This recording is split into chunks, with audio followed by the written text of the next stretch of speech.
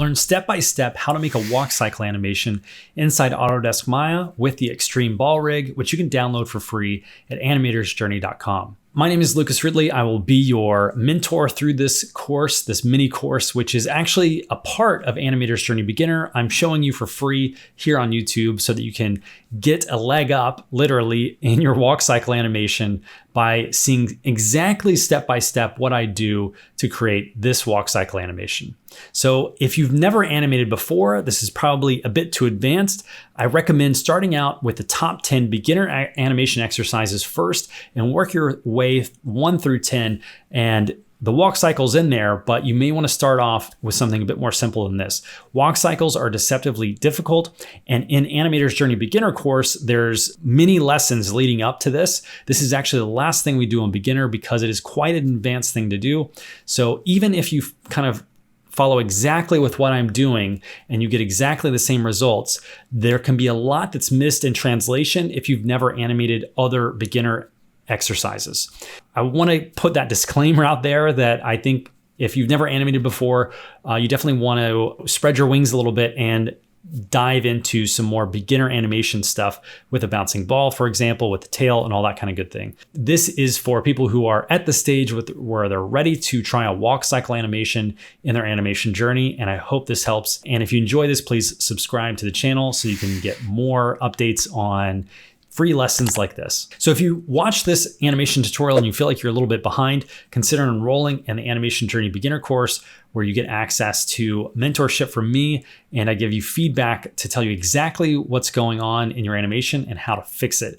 Most importantly, so you'll save a ton of time on your animation journey to know exactly what you need to do. So I hope you enjoy this free lesson from Animator's Journey Beginner course, and that your walk cycles are walking wonderfully after this.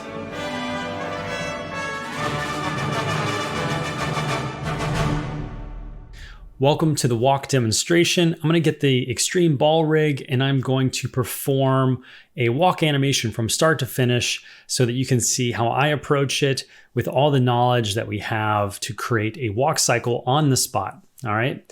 This will probably take a couple sessions for me to complete. So this might be in kind of sections. So you can click below time codes to jump to different parts of this demonstration, as I'll probably have to revisit this a little bit. But let's see how much I can get done here in about 45 minutes to an hour for this first section that I have time to do. So I'm going to jump into Maya and get started. So first things first is I want to reference in the rig. So I'm going to go to reference editor, and I think I'm up to version 9 now at the time of recording.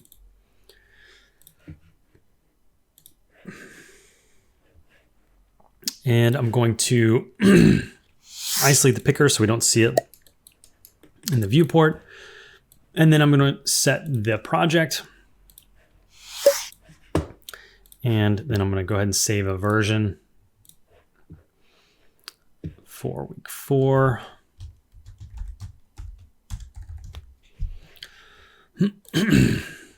Cool. So let's get started. I'm going to get the legs out here. So now we just need to do the legs blend up and we can begin animating. I can put a floor in if I want and just go to poly modeling and click the little plane and just scale that up. And then I can get rid of the grid if I want and turn on anti-aliasing maybe for that to be a little sharper. I'm going to turn off dimensions just to get rid of the pull vector arrows there. That way, if I hit Alt-1, it'll get rid of everything. And I'm going to deselect the geo so I can't select any of the geo. So for this one, I'm going to do, because the last one I did was 24 frames, I'm going to do, let's just do 28. I don't know. Just make it more interesting for myself than doing 24. So all the lessons that I had recorded up to now were using a demonstration I did, a test I did just for myself, testing out the rig. And I did that at 24 frames a second. So for this one, I'm just going to do 28 just for fun. All right. So let's get started with the contact positions on 0 and 28. They're going to be the same pose basically.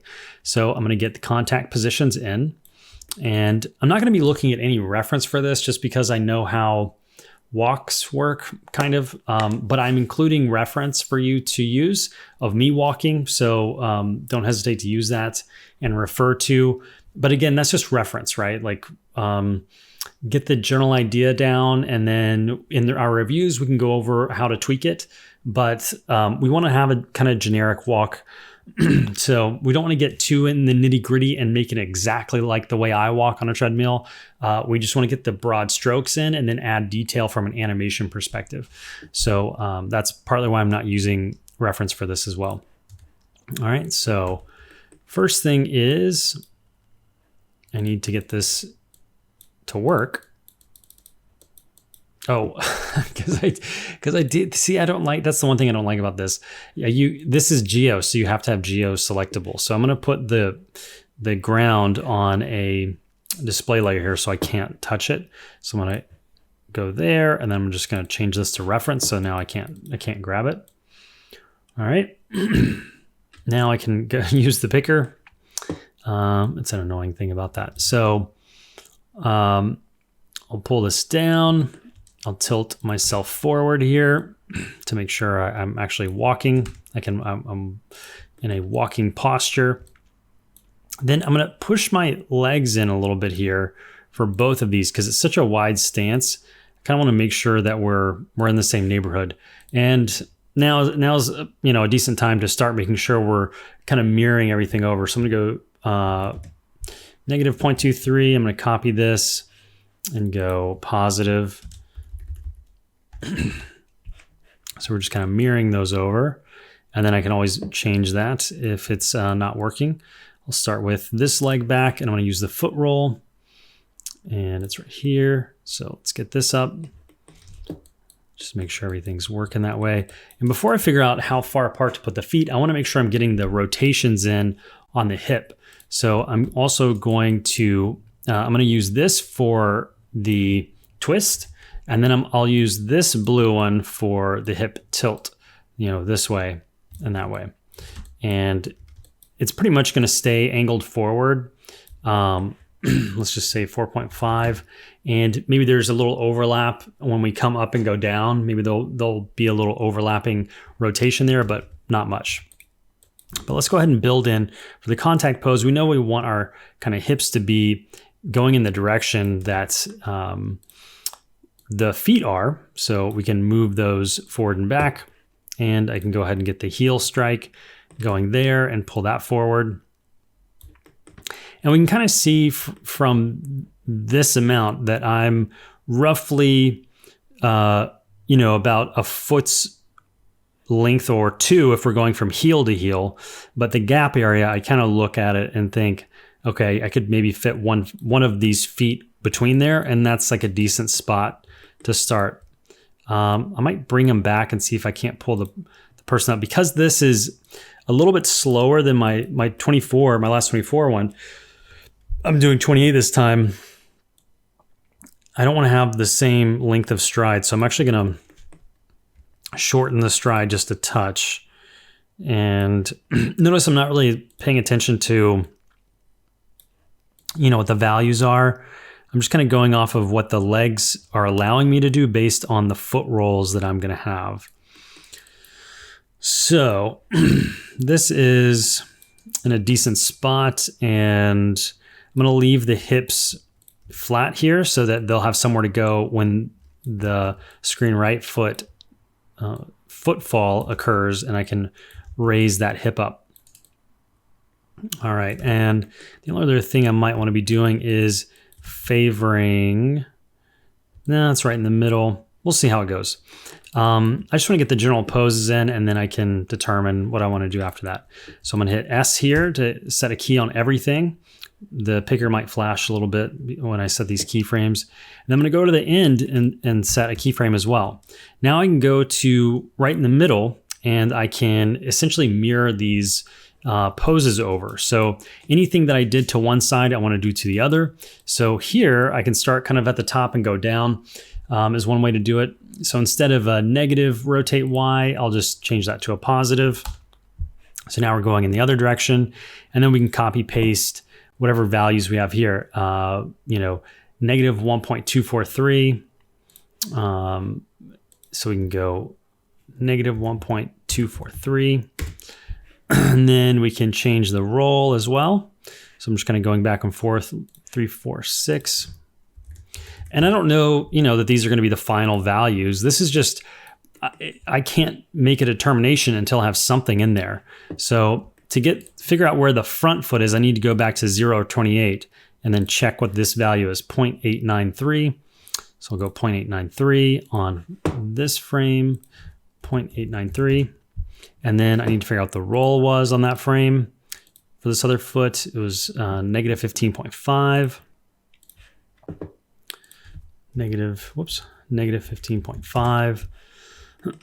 And then what else did we do? I don't have the rock in yet on this. I might go ahead and put that in actually. So let's get the pronation already occurring. So let's get a little bit of rock here. And why don't we go ahead and get this in as well? The toe up maybe. So let's just go 10. So it's easy to remember for the other foot. And for the rock, it was 5.4. So I'll go 5.4 on the rock. Can you smell what I'm cooking? Reference to Dwayne the Rock. Okay. So we've got that. And we essentially have, these two. Let's make sure that they're mirrored. There's something, I didn't put the rock on this one. So what I can do is just middle mouse drag this, or just middle mouse click really, and then hit S. So now we got the rock on this one. And we're missing the toe. So any change we make, we want to make sure we're mirroring it over to the beginning. So we can slide back and forth. And now we have basically the contact poses. So now all we have to do is create the passing position pose on 7 and 21. So I am going to focus on this foot first because it's the one, this foot. This is the foot that's going to be coming backwards. And before I set this passing position on frame 7, I want to set this translate Z to linear because I want to know exactly where in the middle this is. So I'm going to set this to linear. If I'm right in the middle, it shouldn't really change, which it doesn't because these ease in and ease outs only happen at the end, and right in the middle, it should still be in the middle. But just as a good force of habit, I'll do that, and then I'm going to set the out tangent to be auto tangent because that's where it's going to stop touching the ground. So here, I want to go ahead and set a keyframe and zero out any kind of, the roll is just blending, right? So if we look at the roll is just blending from one to the other, and we don't want that. We want to zero that out because it's going to be flat on the ground. The rock's going to be flat on the ground now. The toe roll is going to be flat on the ground. And you can notice I didn't actually set a keyframe on 14 for the toe roll. So let me, before I go any further, set a keyframe on everything for 14. And then that's just to lock everything in to make sure I'm not missing anything. And then I can set that to 0 here. And we can see that this knee's bent. So I'm going to push this hip up, which is going to straighten that leg. And then I'm also going to move over this foot as well. So we want to go over that foot, and behind my head, I can turn on the legs balance visibility here, and we can kind of get this thing even on the edge here. And in the passing position, we tend to go backward a little bit because we're not really pushing off. We're kind of passing through. And so I could already go ahead and put maybe a little backward motion here. And we can take a look at Translate Z, I believe it is, for that. So we can see we kind of have this backward and forward motion already happening there. And now for the other foot, what we need to do is lift it off the ground because it is, in the middle of the passing position. So it's actually going to be rolling all the way up onto the toe. So we could actually continue to roll this up here and use the roll feature here. Now you'll notice that maybe the toe's too far off the ground and the toe's bent, which doesn't really make sense. So we could either reduce the roll angle here.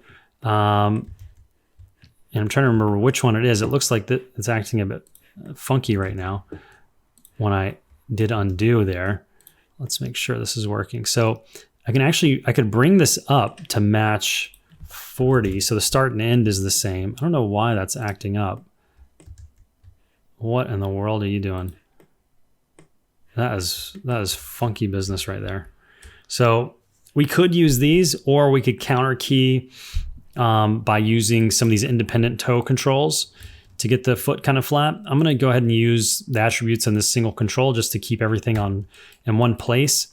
Now, by using the foot roll, we are forcing the foot in kind of an awkward position, which in the passing position, it wouldn't look like this, right? It's going to look more like this. We're not that far forward on the passing position because we're using the foot roll, we're rotating from the toe up, and that's pushing the knee and the heel a bit too forward. So we have to kind of counter animate that by bringing the whole controller back, all right? Because we're kind of making this 4. If we look at this, I guess it's this. How do you draw a 4? I'm a little dyslexic right now. This is looks like a 4. If we had left it where it was, this would be, I don't know what that is, a K. So we want to get rid of that. And then we can also get rid of the rock here and anything else that's kind of stray occurring. Now, the one thing I didn't do yet is make these kind of rotate out. So we could go ahead and do that as well by just simply grabbing rotate Y for both of these, and we can just adjust them. I don't want to set an expression on that. No, thanks. I think that was because I double clicked it by accident. So what I can do, they're going to move in the same direction. So I'm going to have to do them independently and move one up and one down. So this one will go this way, and we'll call it maybe 10 here, say -10. And then this one will go in the +10.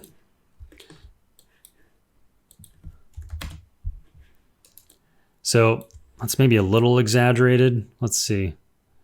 That's not too bad. It's not too bad. So, you don't have to be perfect every time you do this. Like there's stuff I forget to put in and it's not that big of a deal. I put it in when I remember it. And this foot roll is acting funky though. So I may abandon ship on, why is it slamming back down to the ground? Oh, just because it's in betweening. But what's weird is this start angle. This is a funky attribute that is not updating the way I would expect it. So I'm abandoning ship on that. And instead, I'm going to counter key this toe roll possibly. How do I want to do this? It's frustrating that's not working. I don't know why that's being wonky. Let's see if it's just a temporary thing. Yeah, I think it's just a temporary thing. All right, let's hopefully, well, I'll keep an eye on that as I work through it. So we have the passing position here where we have the hip up, right? And I can look at the value and see, is this value significant enough that's going to make a difference? And we are rotating our hips through as well. So I can see in that rotation, for rotate Y, where are we at? We're kind of right at 0. I might want to favor the rotation to be a little bit ahead of the foot because it's going to lead a little bit. So I might actually take this and favor the end position. So it gets there a bit sooner, right? It gets kind of closer to that end position, which is this one right here. Now, when I do this, I want to make sure I do the same thing for the other passing position. So maybe get this ease in to work. And so we have contact passing position, contact, contact. So we're missing a passing position. I just want to make sure in this passing position I'm not missing anything major.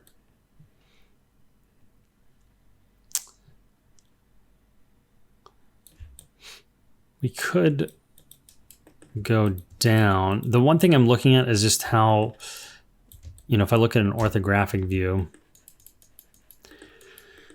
the vertical, I'm not really moving vertically very much, I feel like. So I'm gonna look at this line right here. I'm just kind of sliding across. I could do this in the in-betweens, or I could go ahead and start putting it in here. I'm going to just not worry about that for now. I can put it in a little bit later. I'm going to make the other passing position. So I'm going to go in here and make sure this one, because that's the one on the ground now. I want to make sure at 21, because that's halfway between 14 and 28. We're basically going at 7 frame intervals here. And I'm going to zero out anything that is not the way, to make it flat on the ground. And then I'm going to pull this foot up by using the roll control. We don't want any rock here. So I'm going to use the roll control and I want to zero out. It looks like there's a value on the toe here. So I'll zero that out and get the roll. So we're coming through here. I guess it does. I may not need to break the roll end angle on this other one. If I take the foot roll far enough, it seems to want to get straight. My concern is just that angle. If we put our foot straight up and down, that means we have to lift our ankle higher, which pushes our knee higher, and we'll get more of a march kind of a walk. And that's what I don't want. So even though it's getting the flat-footed result, it's happening at too steep of an angle. It's almost straight up and down. And again, if I do that, look how high the knee is. I don't want the knee that high. So that's why I'm kind of keeping it down here. And I can go to the other passing position and kind of copy these values over. So I'm going at a 40, let's just call this a 48.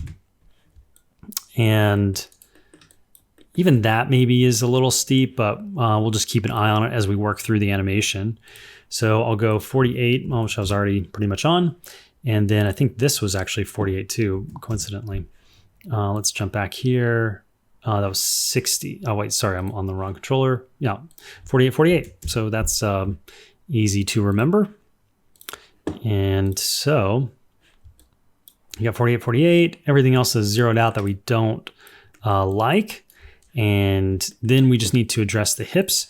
So we can look at these values and I can copy paste this over and then actually just put a negative on it. So that's another way you can mirror something over. And again, remember we favored this end, which now means we need to favor the other one. So that means going this way with that one. So we can see this is 5 basically. So we'll just go -5 here and then maybe get the tangent to favor that ease in a little bit more. And then we need to get the translation over this foot here. So we can, again, copy paste this frame and then just type a negative here. And that will basically mirror it over. So we essentially have, we need to move this back. So let's see where that is. So let me jump to how far did we push this one back? Almost to where the last frame was. So we can basically just copy paste this. Whoops, wrong controller. Translate Z. We can basically copy paste that and then adjust the tangent maybe to be auto tangent and then pull it. It wasn't all the way back, right? When we looked at this one, I guess we could see them together to see how much they're coming off of that. So you could just get this kind of in line.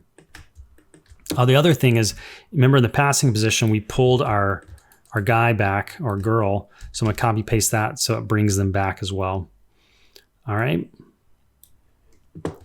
Maybe pull both of these back a bit more. So once we have it in, you can see how we can adjust the entire walk once they're mirrored over and everything's kind of making sense from a keyframe perspective. And that's essentially the foundation for the walk, right?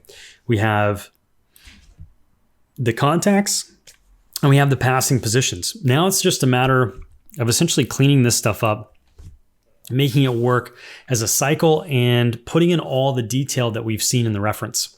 So I'm going to take a pause here and pick this back up in a little bit. Thanks for watching.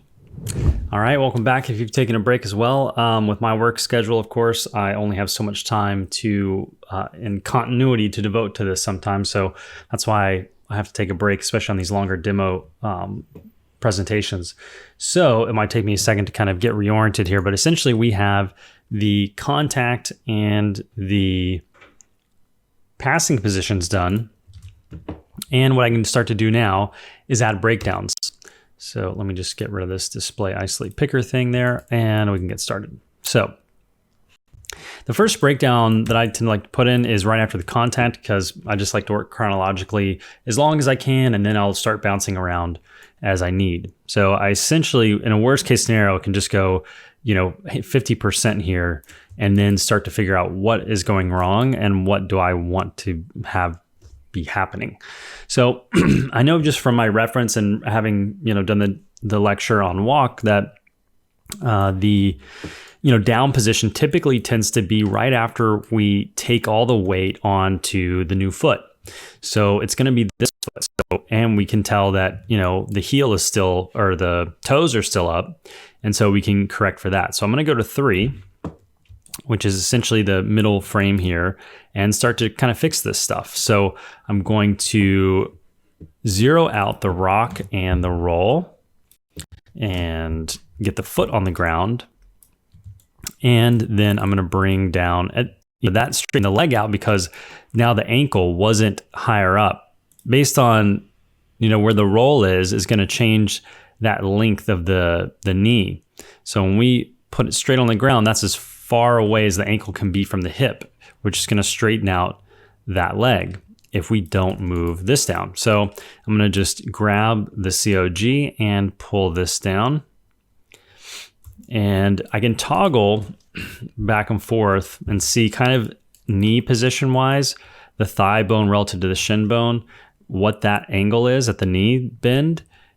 And I can see I might need to pull up my body here, even just looking at that, because I don't want them to be exactly similar. So I'm going to go ahead and start making changes now. So I have some room. We can see both legs are coming up. I'm not locking one knee out and not the other. So the fact that they're coming up together is a good sign.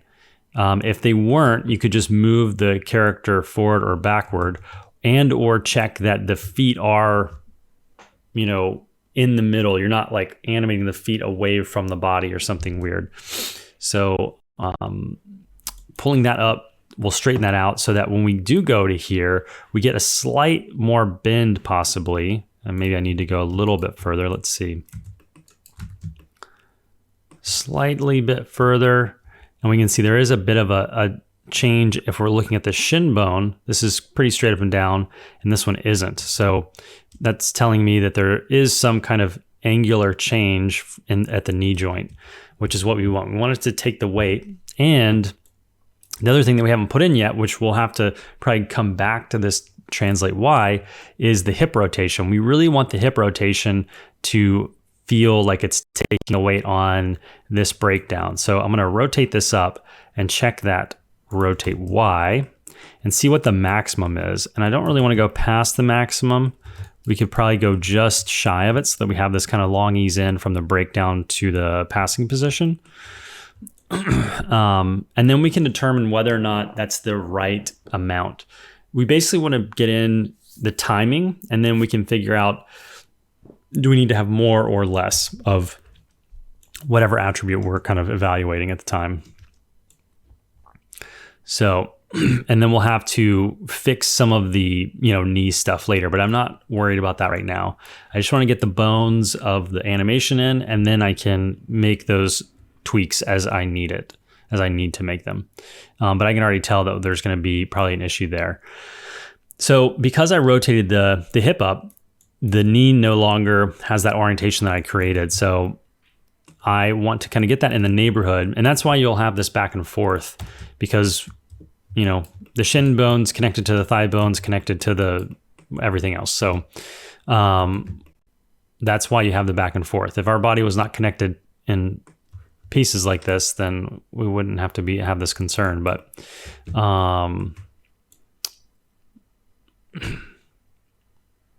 and then I probably will delete this and see. So I'm going to delete that one. We got the passing position here, breakdown, coming up on frame 7. So we're going to break down on 3. And what I'm looking at is this foot is not doing what it's supposed to be doing. All right, it's too slow. And it needs to be, lifting off here probably sooner. It's taking too long to get to here. And part of that, I think, is this roll end angle kind of issue that I'm having. It's the first time I'm using that attribute, so that's probably part of the problem. But what I want to do is probably bring all of that stuff forward in time. So I'm going to take the it's this one and this one. I'm going to copy paste those values here. I just want to bring that forward. I want that to happen a lot sooner. Right? Now the other thing that we can the other thing we can do is select all of our controls and turn on pre and post infinity so that when we scrub behind frame 0, we'll be able to kind of make that connection. Because right now it's hard to see where this is coming from unless I go to the end and then jump back to the beginning. It's kind of annoying. So I'll do the pre and post infinity by clicking this button and then that button. You can see in the graph editor, because I have view infinity turned on, right? We can see that. So now when I scrub behind 0, there's no keyframes back here. That's not what I'm curious about. I'm just curious about the motion, the overall motion, if that's going in the way that I want it to. So that seems to be working. And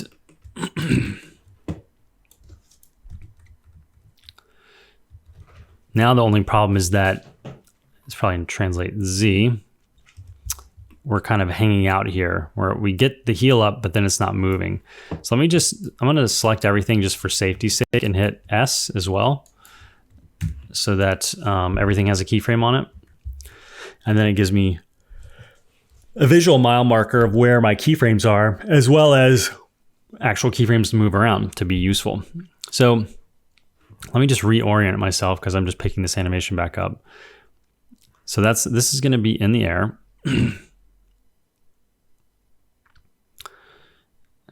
And coming back. And this is linear, right? If we look at this, is it that foot, this foot? This should be linear, which I guess I didn't do last time. So go ahead and set this to linear. And actually just grab these keyframes here, or the tangent handles of the keyframes, and hit linear so that we still have the slow ease in on this direction change here. And let me just get the other foot working in linear. Oh, which I did. I guess I just didn't do this other foot. I'm just going to delete these keyframes. It always sketches me out when something I have linear. I don't want it to accidentally be brought slightly off in linear by having some other keyframes that can get shifted. So I'll tend to just delete those. Cool. So they're working in linear when they're on the ground, as they should be. So now we just have to resolve this issue where the toe is pushing off. And the reality is this should still be going backwards if it's in contact with the ground. So we're pushing off through here. So we still have some push off to do. So that's why having pre-infinity helps here, because I can see what's the trajectory of this line coming down. And then I'm going to pull this down. I'm going to turn this to spline so it's kind of straight. And I'm going to turn this tangent handle to linear. Linear. And the tangent handle is going through that keyframe right there, right? If I kind of squeeze these down, it's a little slightly off. So I can keep pulling this down and see that that tangent handle is kind of right in line with that rate of change there. So now that makes more sense to me. So that breakdown, even though this is our contact position, obviously we're not on a toe, tippy toe off. We're on the ball of our foot toe off. So that means in our breakdown is where we need to finish that toe roll. I mean, and the reality is with a walk cycle, you could technically choose any frame or pose to be the start and end. Sorry. Wake up. To be the start and end. Like choosing and passing and the contact are just the logical choices because they're the most obvious points in a cycle where there's a lot of change occurring. In the passing position, the foot's the highest, the one that's above the ground. And the contact pose, that's the furthest they go out. Technically, you could choose any point in a walk to say this is the beginning and end of the cycle. So if you're thinking, so shouldn't we put this pose as part of the contact? Sure, you could. But then you'll have another problem with this foot, right? Like we can't toe off until this foot's on the ground. Remember, walking is always having one foot on the ground. So this transition is where we go from 2 feet to 1 foot, right? And so whether you want to make that transition here be the contact pose or this be the contact pose is your personal preference. They both have to get done. So and if that was a bit confusing of an explanation, just ignore it and just put your contact pose with the ball of the foot on the ground, and in the breakdown, make the contact pose be here. So we'll have to fix the knees again here, and we'll be able to do that by finessing that toe off. Will be the easiest way. And let's just double check that the hip is kind of coming up in the way that I want it to. So I'm going to play this back. So I think something, by the way, I'm seeing something a bit odd here that it feels like it's holding. Just want to make sure I'm not seeing something. I'm not making this up in my head here. So why is that? So the one thing that doesn't sit right with me right now is that hip. So we can see in the tangents, that's the other advantage of doing the pre and post infinity. We don't want it to slow down here. So the other advantage of having the tangent handles be pre and post infinity is that we can see these little hitches in our curves where, we don't want this to all of a sudden go flat in this transition. The other thing we don't want is to have this smooth transition in the hip. We want it to be kind of a jarring thing as it's taking the whole weight of the body. So what we can do is actually reduce this. I'm going to grab the one in the middle as well, although that's going to be going in the opposite direction. So let me pull these down. So I'm just going to pull these down so that the change from 0 to our breakdown is going to be much more. So it's going to be much more noticeable. If we left it here at 0, it's less distance it's having to travel, so it's not as noticeable. So I want to go ahead and pull that down, and then also adjust these tangent handles on either end to work with each other. So now this kind of makes sense, right? The other thing is we have to repeat this on the other side. So instead of being at 0 here, because we know on this breakdown on 17 is where it's going to take the weight on the opposite leg. And so you need to basically mirror what we just did here on this frame. So this is a value of negative 1.9 whatever. So I'm just going to say 2. And that's in the neighborhood, right? So now we'll do a breakdown on 17 in a minute where we're going to mirror this breakdown, right? This breakdown is to 0 to 3 as 14 to 17 is, right? Just do the math because we're doing one leg and then the other. We got to mirror these breakdowns. So let's just focus on this first breakdown before we start mirroring stuff, just to make sure we have it the way we want it before we mirror it. It's useless to mirror something that's not ready to be mirrored. So we want to make sure that we have everything in that we want to mirror. So the other thing is, I'm just making sure again, that down motion. So I might pull this down even more. That's rotate Y, I don't want that, I want TY. So I'm gonna pull this down even more, just to exaggerate that. And then we can see if that gets us in the neighborhood there on coming back up. And then we also need to mirror that change we made to 0 to 28. We need to mirror it here as well. So we can copy paste this frame here if we want to get it exactly right.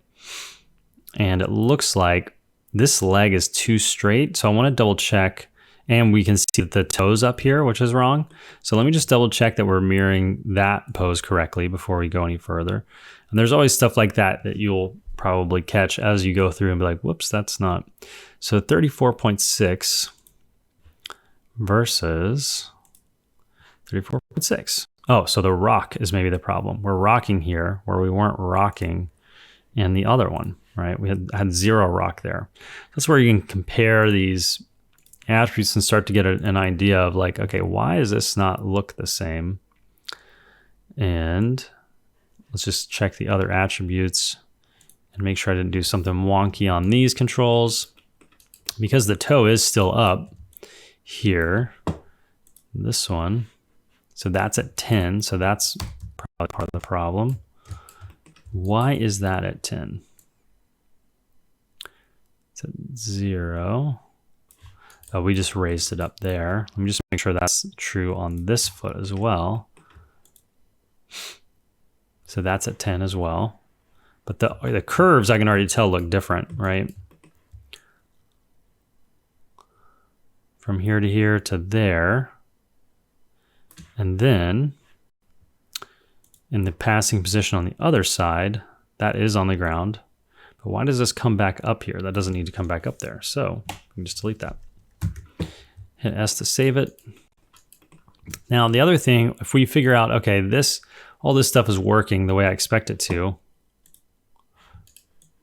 Let me just double check. Yeah, so this is actually extended as well. So they both look the same now, and they're equally too much extended. So what I can do is grab both of these, go to translate Z for both of them. So what I'm trying to fix for is the fact that I can see both legs are hyperextended when they're in the back position. So what I need to do is find where these keyframes are for each of these feet and scale them down equally, because I need both feet when they're back to move forward in equal measure. So if I select, this curve, I can see this is this foot, right? The light purple. Then if I go to translate Z on the other control clicking that in the middle here, I need to look at this other curve. And so that's probably, I'm going to shift click drag this one. And I can see that's this one. So what I can do, because I want to make sure I'm scaling these equally, is to move them up by the same amount. So because they're on the same side of the axis, I could shift middle mouse drag both of them. I could also go to edit scale and choose a small value here in the value change to scale both of them up towards 0 equally. So either one should affect both of the legs, right?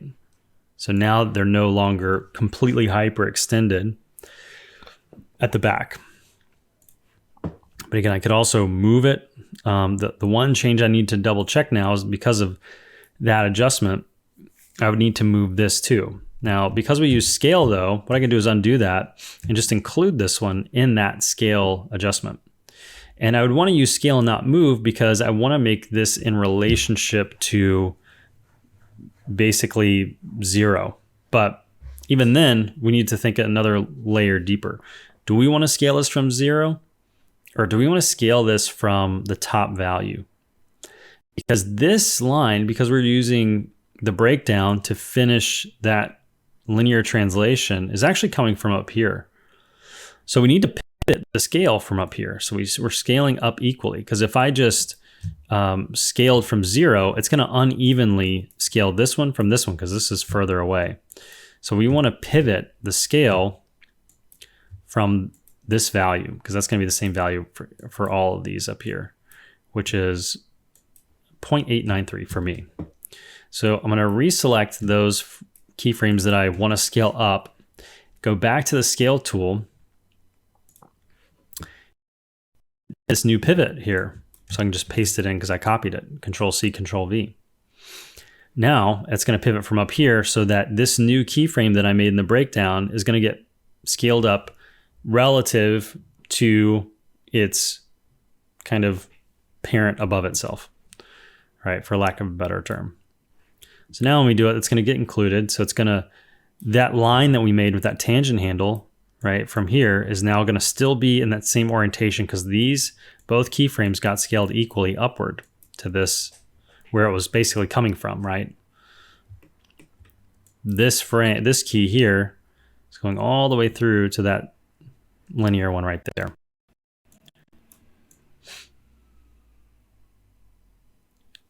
So now we have the breakdown here. We're double checking the animation that we already have and making sure that makes sense.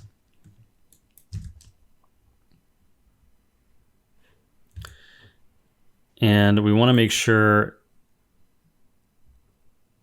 that we begin, I think I'm okay with what we have now. It's a bit, everything's a bit jarring, and part of the issue of doing animation is being okay with seeing stuff this way, because it's not always going to be perfect, and we're trying to build something, right? And it's not going to be perfect from the very beginning. So we need to be okay with seeing it in this light and be able to see past that.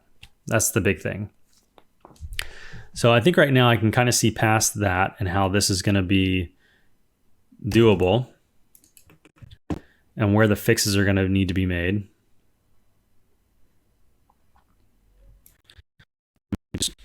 My mouse, for some reason, is a little slow right now.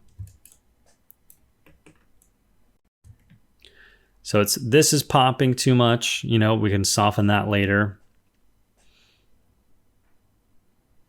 This this hip thing is maybe too much, so we can maybe dial this back a little bit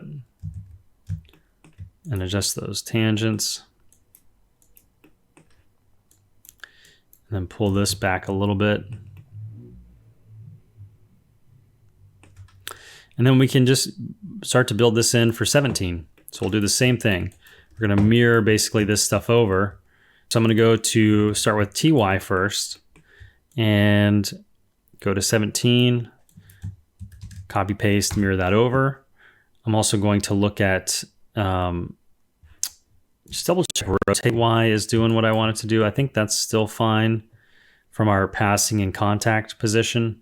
There's not going to be a lot of changes, like jarring changes there, because that's not what's taking the weight. It's taking the weight up from the hips. So then I can look at the hips for this new breakdown pose and go in the opposite direction here. So this value is, 0.2 whatever. I can just copy paste this in and then say negative, and then fix the tangent handle by clicking auto. So now we basically have a mirrored version going this way. Then I know I need to fix the foot because it's still rocked up and rolled up. So I can go 0, 0, and then I can also grab the toe and get that to 0. And that reminds me to double check that on this frame for the other foot, which I didn't look at. So that does need to be 0. Then I can play it back and see how close that is.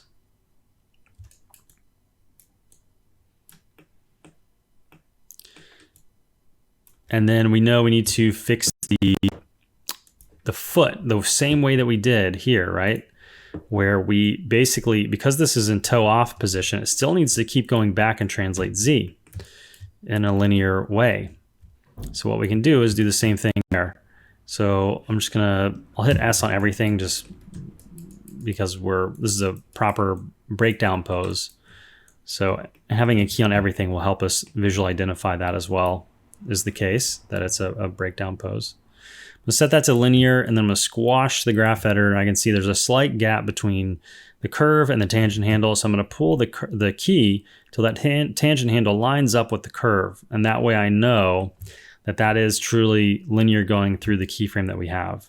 I could delete this one if I wanted to, just to make sure. The other thing is I want to double check this value. I could actually just copy paste the value that we already have. So I'm going to go to translate Z here and copy this value, because that way we can ensure that it's exactly the same. But it'll be interesting to see how close I got. Negative, I think I was pretty close. Sorry, did I copy the value? Yeah. Oh, I think I was like super close. I was off by like a 100th. All right, so just to make sure that they are, because this is really going to be what we calculate for off the spot stuff. So we want to make sure that those are the same value between each foot. So that's a big checkbox. Remember that lesson.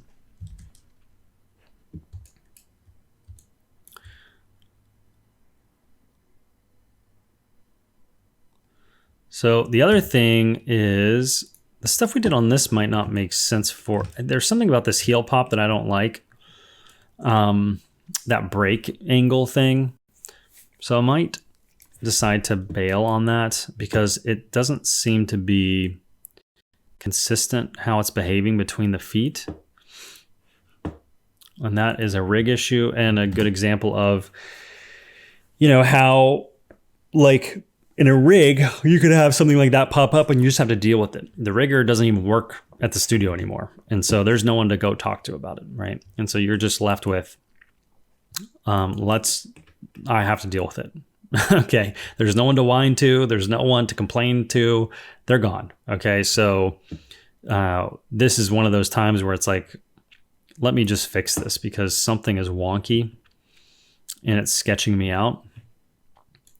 And it's usually why I don't use this. I started to use it just out of curiosity for this because I like to do stuff that it's not pre-made, whatever. Like you're seeing me on the fly actually deal with problems like this that come up, and I'm not freaking out. It's not a big deal, We'll just deal with it and fix it. So the problem is in these transitions, we basically want to get that heel up and have that toe push off with it getting flat, without using this roll end angle.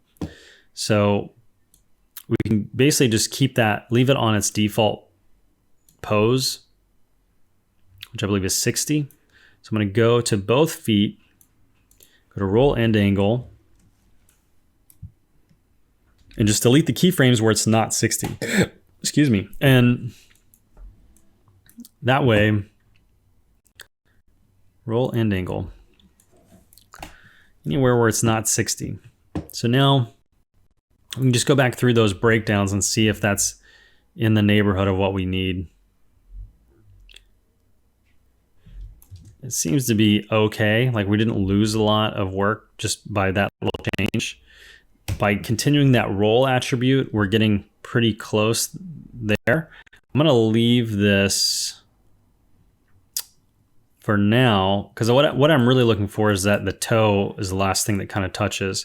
And then in this transition is where we want to get this foot flat. And I'm going to wait I'm not going to wait for that because I'm going to fix the passing positions.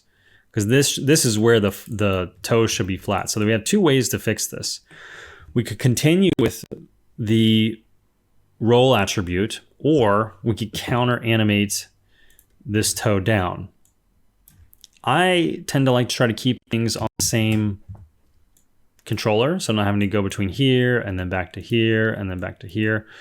So first, I'm going to see if in these passing positions, which are going to be 7 and 21, if we can get that toe to go straight just by using the roll. So I'm going to keep the roll, and I think it's probably this attribute here. Yeah, that's roll. So I can do it in the graph header. I could do it in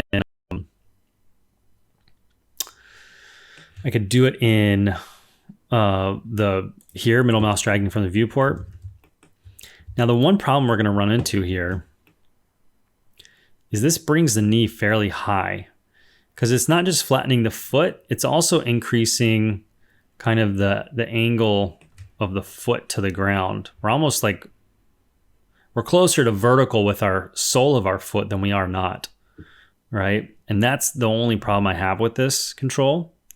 So what we could do is counter animate.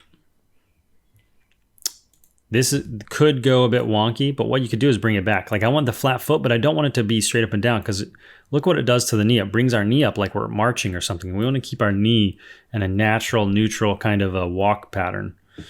So because I set a keyframe on this breakdown, we're only doing that transition here, where we're kind of counter keying that. So we're keeping it low. If I didn't have this keyframe here, our knee is going to be much higher, and our heel is going much higher, very unnatural for a walk. Our heel doesn't really go this high in a walk.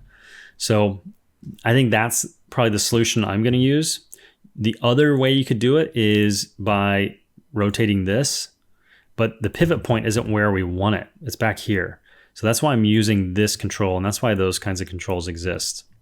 So we have these other options here. It's very simple. It's very easy to identify what's going on. I've just got one key, it's fixing one thing.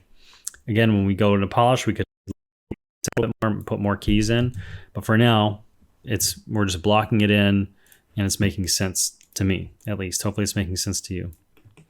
So for this,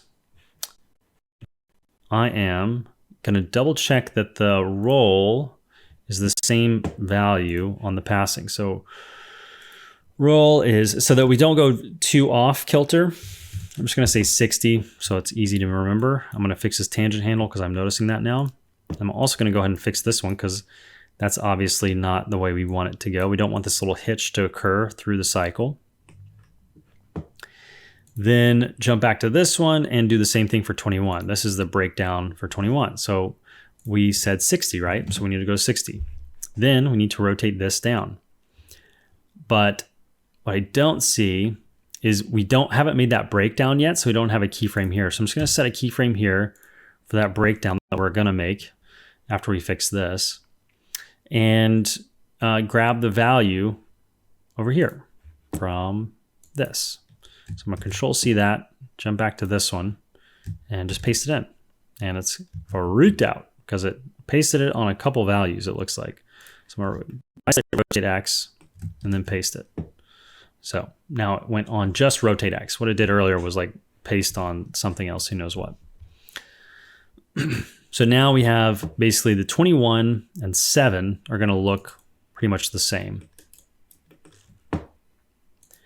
We can, again, if something's a bit wonky here, we can fix that later, but at least what we're establishing is the mirror, they look the same, and they're using the same controllers. We're not doing something different on one foot than we are in the other. We're not using some other method on one and one on the other that's going to be confusing to us later, or anyone else who's picking up this animation to use.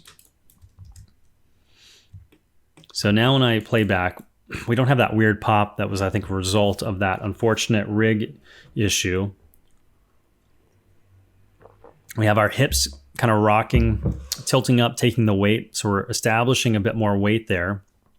And we have that up and down motion happening in the translate Y here. So it's feeling like it has a bit more weight than it did with just our contact and passing positions. And we've created that first breakdown. Now we need to create that same breakdown on 17 for the foot. That's where we got off track, right? So let me go to Translate Z, make sure that's in. Go up here, and I think this doesn't look similar for the roll on this side. So let me just double check the roll. Sorry, the roll. And it's this value. This is what we should be mirroring. It's 48. So when I jump to here, this should be 48, and it's not. So again, I'm just going to delete this. Set a key. And just by deleting it, got it closer, but it's exactly 48. So every time I'm going through this, I'm double checking anything that doesn't look correctly mirrored. in the graph editor, I'm going in and fixing.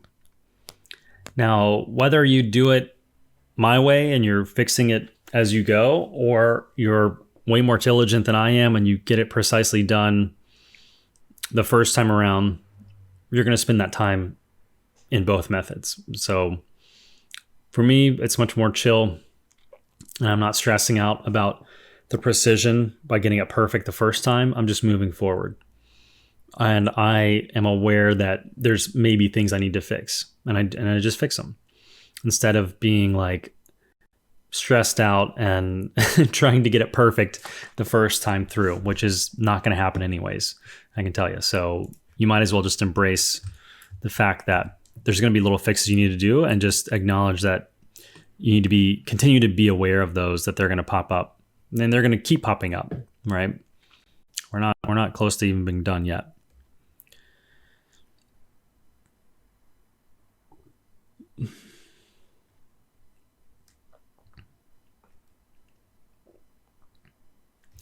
So now we have the contact, passing, and we have a breakdown in.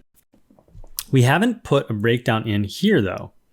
So this is one area where we can start to put a breakdown in. And then we'll have basically evenly spaced frames. Not that that's really the goal, that they have to be evenly spaced, but it just gives you like mile markers of control, right? So let's go in and do breakdowns for 10 and 24. So here's another round of breakdowns. We just got done with one round. Let's do another round. So before I move on to those breakdowns of 10 and I believe 24, I want to make sure that I have keyframes on everything so that when I'm in the graph editor working, I can identify where I'm intending to be working, and I'm not having to, use too much brain power here. It's the goal. So I'm going to hit an S on everything. So I can use these keys. So every time I get to one, I'll hit S. So you'll hear this kind of back and forth on the keyboard. This is what you'll hear in studios a lot of times.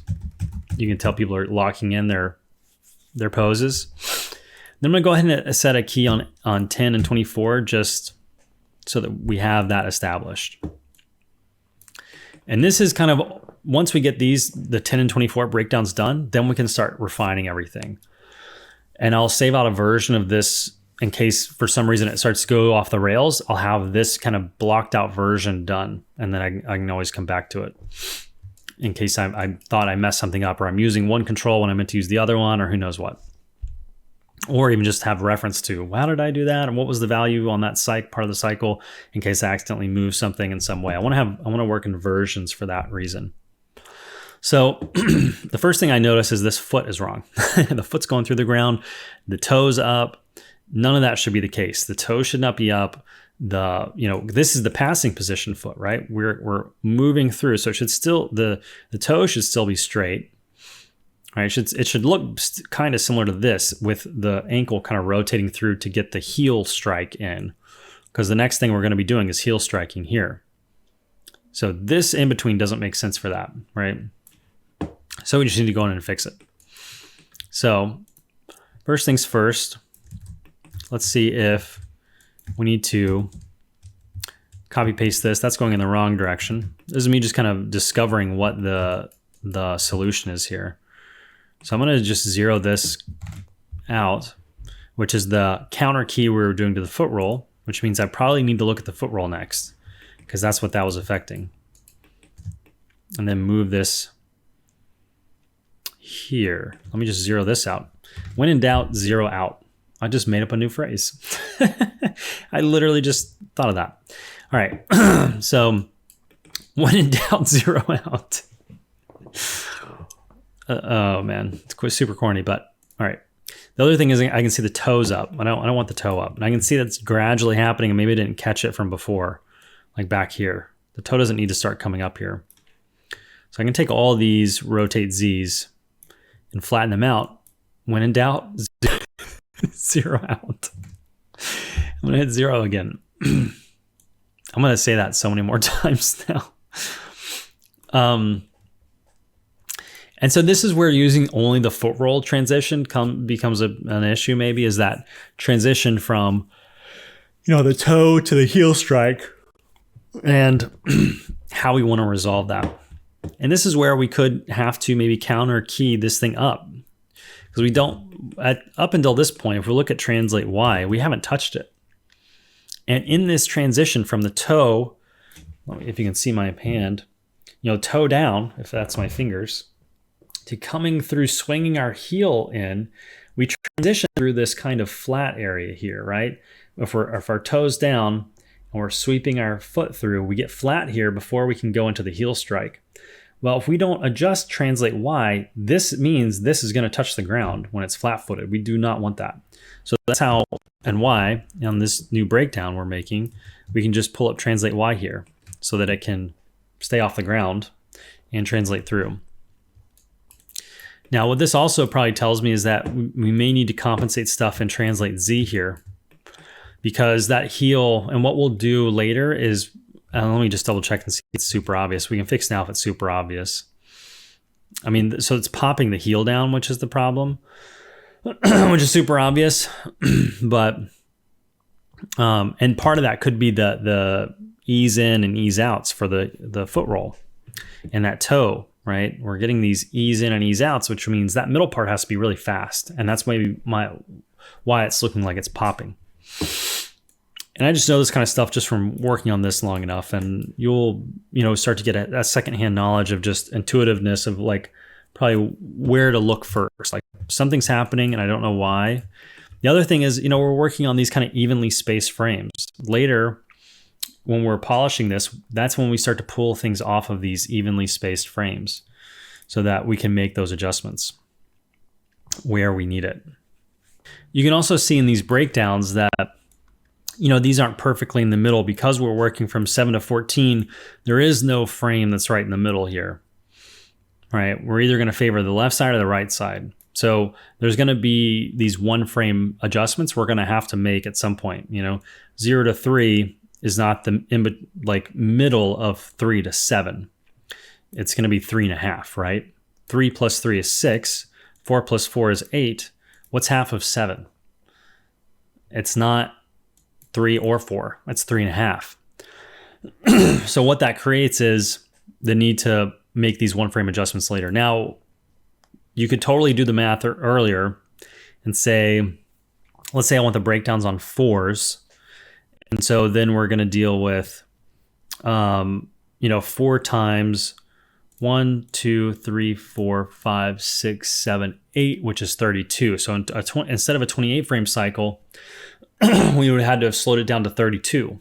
Well, what if we don't want to slow it down, right? You got to just roll with the punches on this stuff. And why I'm deciding to do 28 when I did 24 last time, because 24 is easier because you can go 12, 6, 3, but 28 is a bit odd, right? You can go 28, 14, 7. What's half of 7? 3.5, right?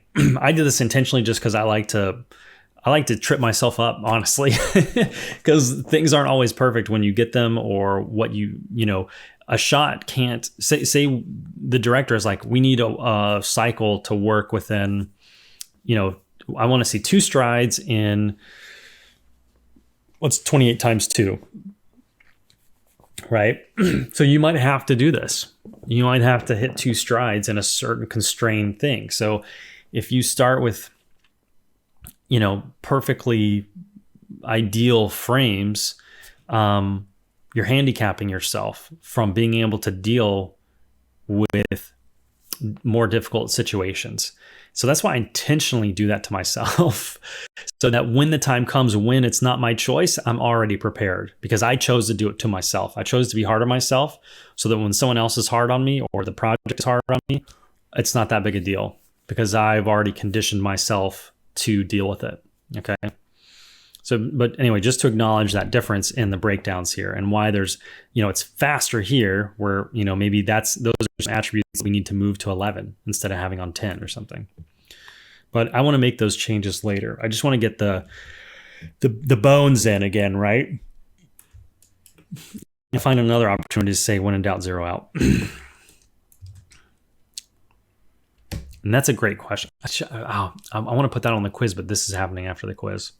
I always try to find good questions to put in the quiz based on what I say to make sure that you're you're watching the lectures, so that I'm not having to reteach stuff in reviews, which is not the intention of the reviews. The reviews are to see your work, not to teach lessons again, just for time efficiency. So anyway, obviously we need to deal with this transition better. I'm not worried about it. We got the bones in there. So we just, so far I've only dealt with the foot. We got it slightly off the ground, which is maybe questionable. I'm trying to get in here to see how far off the ground it is. Maybe doesn't need to be that high. Let me just pull it down slightly just for argument's sake here. And we probably never want to go fully flat foot. So you could, this is maybe a time where you use that rotation to be like, I don't ever want to see it totally flat-footed at any part of the transition. Either favor one side or the other, but never flat-footed. And I would recommend that. And we'll probably put that in later in the polish, if I can remember that I said this. So anyway, I'll probably just do it naturally, but I might forget to say that's why I'm doing it. So I'm saying it now. Okay, so we just got the foot done for 10. Let's go back. Let's go up the body and see. Okay, 4. We haven't looked at translate Z, the back and forth stuff, because if we look at that, we tend not to want to have things evenly. Ba-ba, da-da, da-da. We want to favor one side or the other. Which side is it going to? This way or this way, right? And that adds a bit more contrast in our speed, right? So let's just evaluate that real quick. On the push-off, it should come forward more. So let's favor the forward. Sorry, that's the wrong direction. Let's favor this way. And maybe this is at the top. Let's just make a game day decision here. And this is what's easing in. Or what am I saying? We're going there. So we want this to be the speed up part. Yeah, so we want to pull this down. So we can move the tangent handles to kind of work with that. So we have this kind of speed up here. And then it comes back. And then forward again. Whoosh. From here to here. So this is going to be the mirror. So I can copy paste this to this. Copy paste it here, right? So now we have that mirrored. And let's see if that made sense. It's a bit sharp. It's maybe a bit much, so we could just pull these up. So that transition isn't as harsh. So I'm just adjusting the keyframes so they work with that.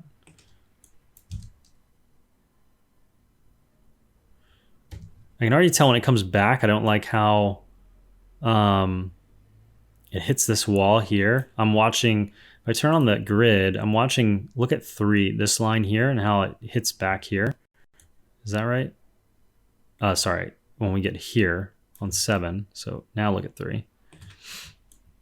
Boom, boom, boom, boom, boom, boom, boom. It's kind of hitting kind of hard.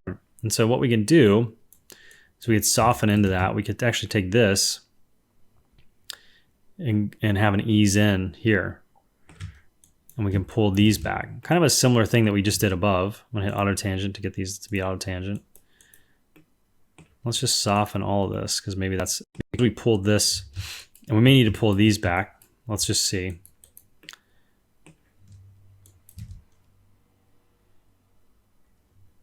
Cool.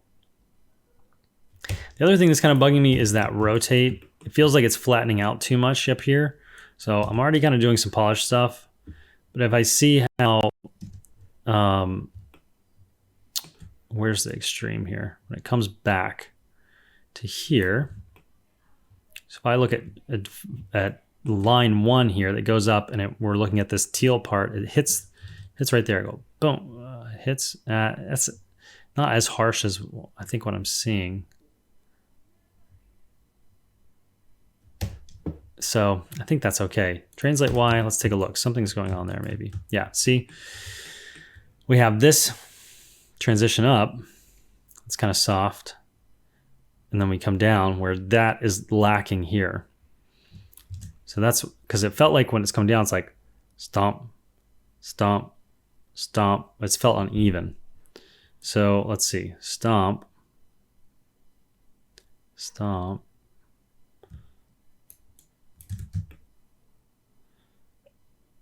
Feel like let's reevaluate what's going on here.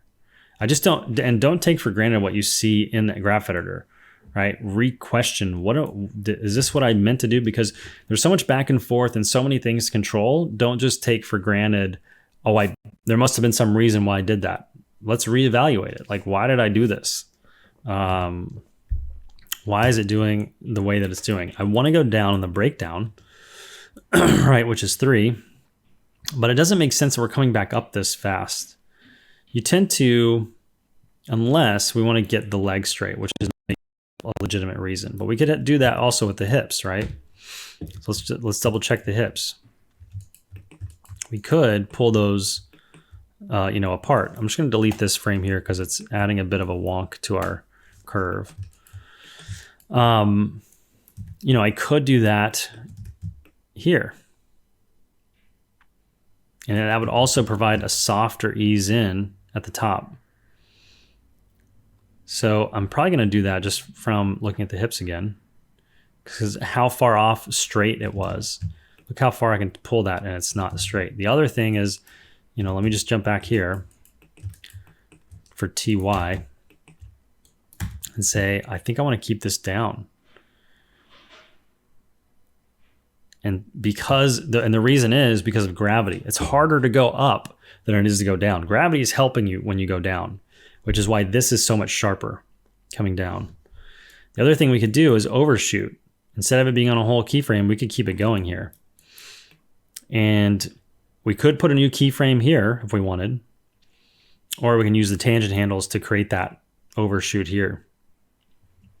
And that's probably what I'm going to do. Now to mirror this, it becomes a little bit more difficult to mirror a tangent handle. So what I'm going to do is copy paste so that we'll get that in there. I'm going to copy paste it here. So that's a bit easier. If these were truly mirrored and we had to flip the tangent handles, you'll have to do it by eye and get it in the neighborhood. Now, I think this is incorrect. So I'm going to copy paste this one over because we shouldn't be going up that fast. The down should always be faster than the up on this TY. Now I made that adjustment in the rotate hip, so I just want to make sure I'm mirroring that over, or I don't think I'd actually finished that. So let's do that. Let's get that leg kind of a little bit more straight, and we can fix up this tangent handle here maybe.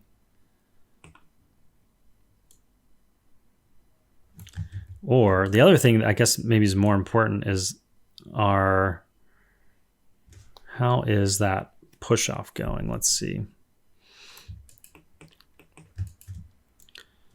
Let me pull this back to see how far I can go with it. Let's just leave it in there, and I can fix it later if it's being a problem. So I'm going to copy this, paste it in, and then just give it a negative. Right, and then I know this this one was a bit more angled this way, and that was this keyframe here. Now clearly there's something going on here which is not cool, so we want to make sure the tangent handles and these in and out points of the cycle are kind of more clean. So we're going down here because it's a breakdown in contact pose. We're still go down. So we've really softened out the ball. Let me turn off the grid here. I'm starting to evaluate. I'm like, don't even look at the legs, right? Is this what we want to have happen in the ball? And as we're evaluating it, just be aware, we should really be evaluating it with one less frame there so that it's truly cycling. And what we're reacting to isn't a reaction to seeing the same frame twice, which is 0 and 28 are the same frame. So we don't want to play that back twice and then think, oh, it's getting stuck, So when we evaluate it, we should really pull that one frame off and let it play back in case you're getting, let me just look at the playback speed I'm getting. So I'm getting, proper playback speed. Just double check I have my playback speed set to real time. I think the only thing that I don't like about this right now is that it hits the rotation. So let's take a look at that. So we'll go to rotate Y is what's controlling that. And what it is boom, it hits here. And it's the fact that we're rotating and then we're moving left. So we're getting kind of this counter motion from the translate X here. So part of it could be checking out translate X and seeing that, hey, this doesn't look right. We have a slow in and slow out here at the in and out points, which is incorrect. And then we have just very even timing. Is that what we want? Probably not. We tend to want to favor one side or the other. So let's see, based on the timing of the feet, what we could do here. Let me look at it straight on so that I'm seeing it, because we're dealing with side to side here, right? TX. So it should kind of speed up through here, I would think, in the passing position, like get over to the right. Because we can't really lift off this foot until our weight is over that other foot. So I'm going to turn this on and see the little tracking marker here and see that, hey, you know what? This should probably be a bit more over, like almost all the way to where it should be, right? And then we can do the same thing for this foot. Let me just double check the value. So I'm going to grab the top value, 0.257, grab this value, negative 0.25. Cool. So then it means we need to take this value, copy, paste it here, and then say negative. Then fix the tangent. All right. Now, we just want to make sure everything else is working the way we want it to. Maybe we don't want to start coming back over so soon. So maybe we pull this up, stay over this side a little longer, right? That would be this frame over here. So again, copy, paste, negative, then fix the tangent handle, right? And then we can see we still have a little hitch here. So let's get these tangent handles really working through here. That's essentially this one, right? So now we have a bit more favoritism going through.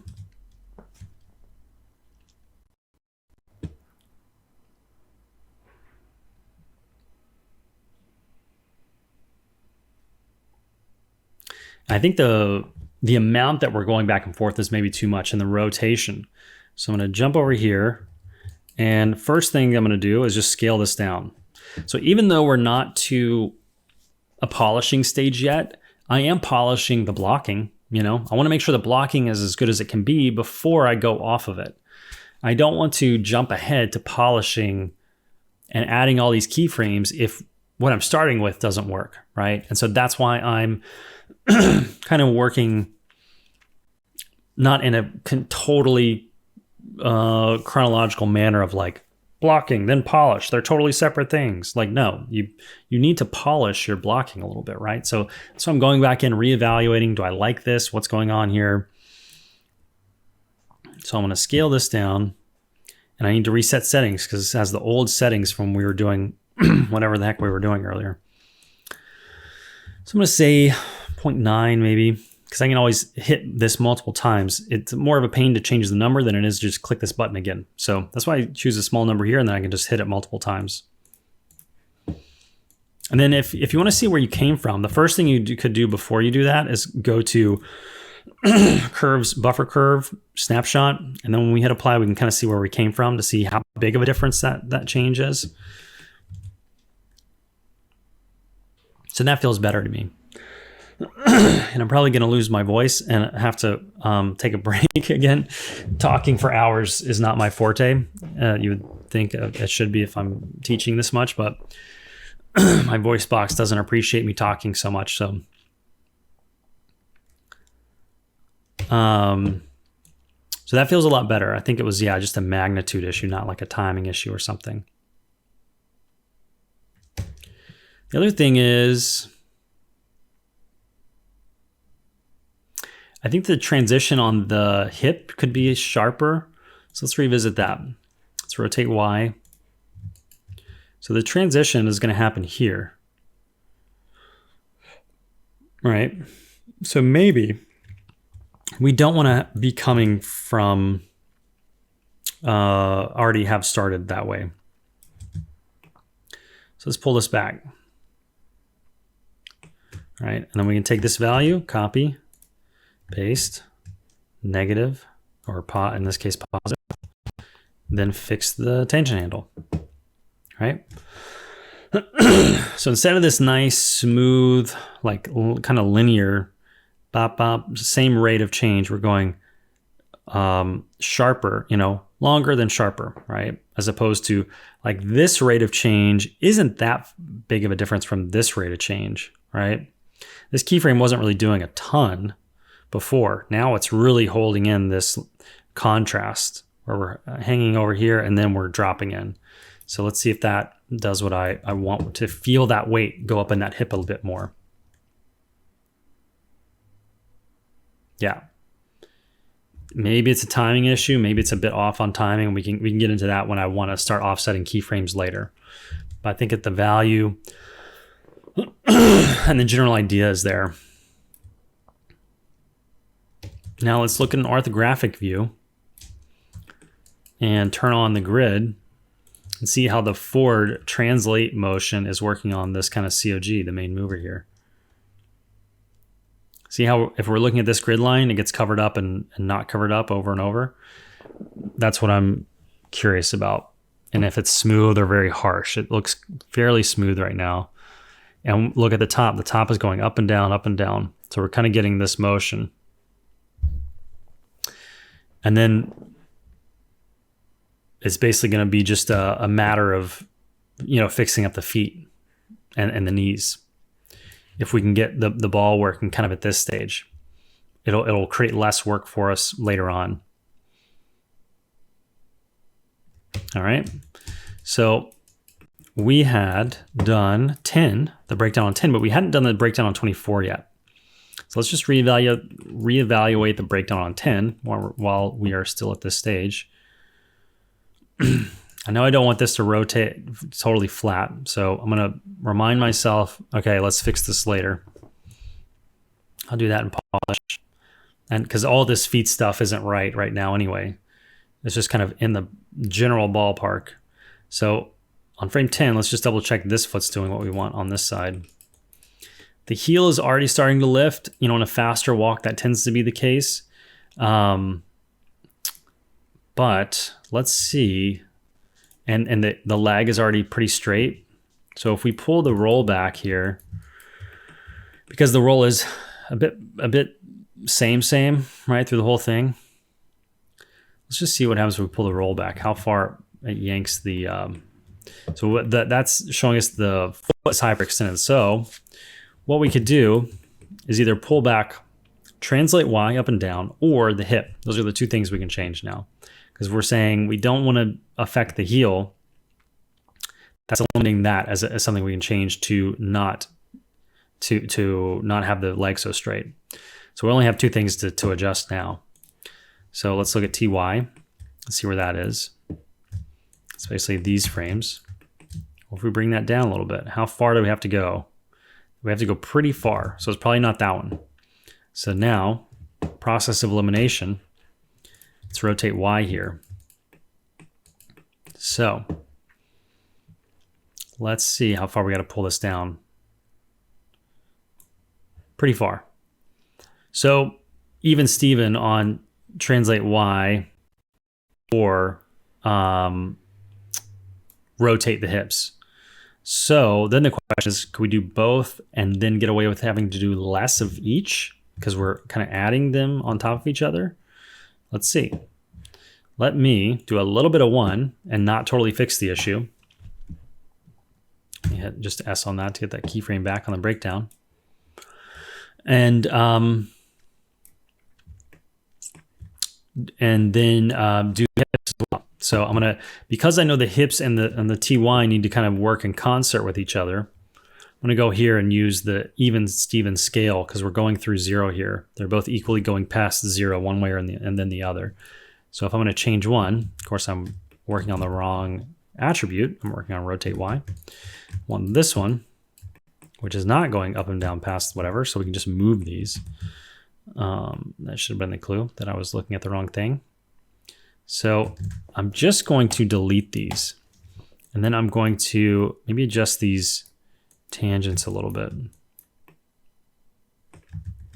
Let me just adjust one, and then I'll copy paste it back over. So this is a very small change. It's probably not going to get us anywhere near where we need to be. I can already tell.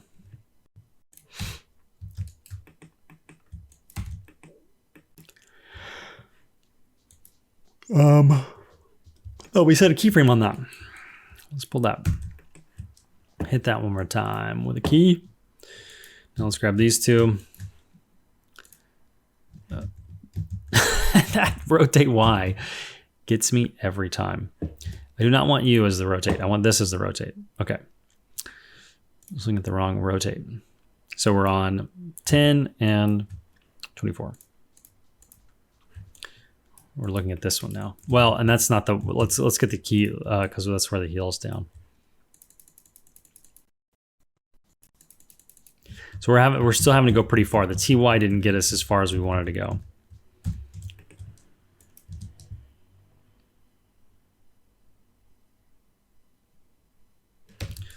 Then the evaluation is we could fix it this way, but the problem that it's like, what's the trade-off here?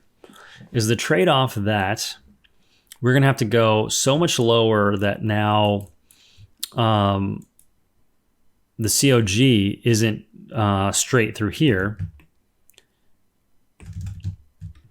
Again, I'm doing it on TY. I mean rotate. So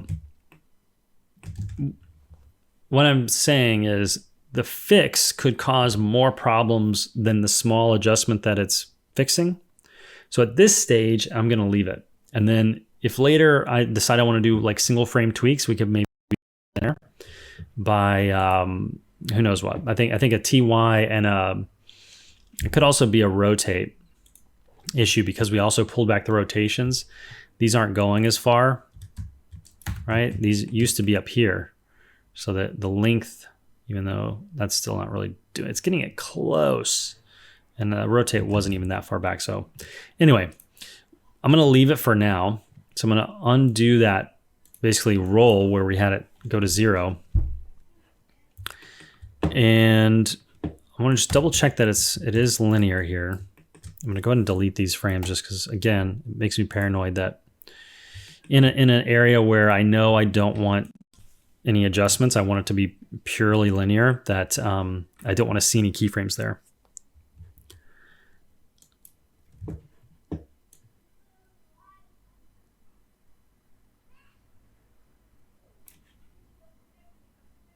So I'm going to switch to 24 and fix the foot on the other side now.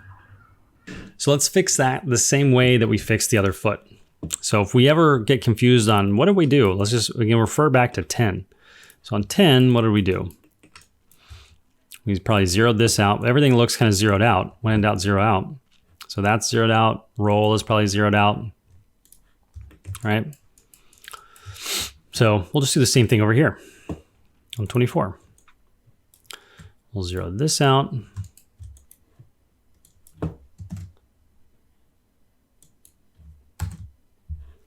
We'll zero this out on roll.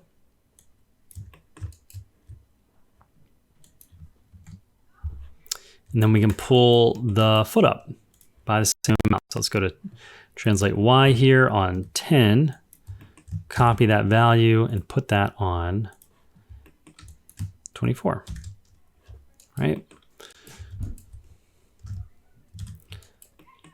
So we've created the contact, the passing position, and breakdowns.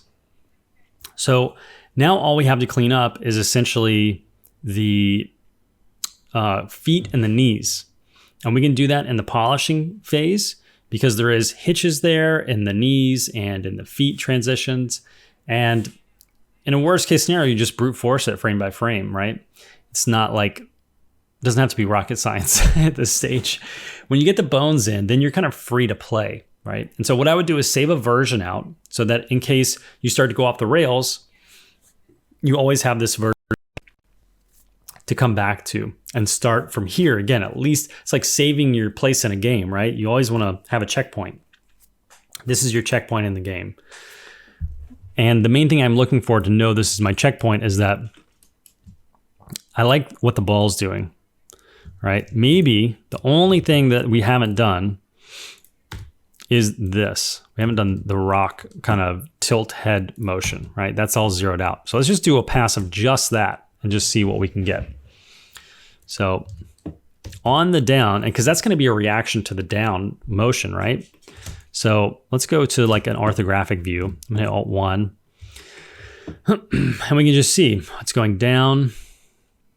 And so after it goes down, this is probably going to, follow through, right?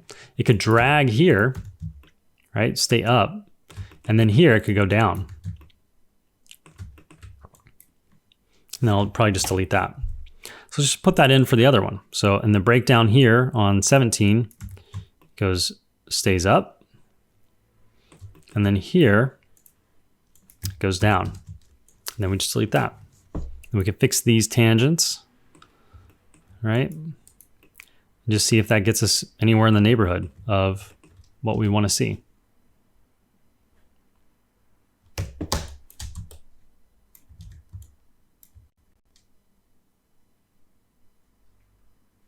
Yeah. So, I mean, and what did that take? 1 minute? Not even a minute. We added a whole other axis, and it adds drag follow through on one axis, right? So that's how easy making those adjustments can be. It doesn't have to be stressful or anything like that. And it's just identifying that. Did I touch everything that I wanted to touch? We could even go to squash and stretch if we wanted. I know that this is going to happen on more, frame by frame kind of adjustments, but let's see. Can we block that in 1 minute too? Let's see. So I'm going to go here. I'm going to go to TY because I know that's really the only axis I want to affect here. So maybe it's going to be a similar thing to the drag. What if we just copy paste what we did here onto the translation? So even though this is a rotation value, I'm going to copy it, move my cursor to frame 0, so it's going to paste from 0. Then I go to squash, go to TY, and I just select all this, paste it in. That didn't work. So that answers the question. But what we could do is get these together. So rotate Z and TY. I'm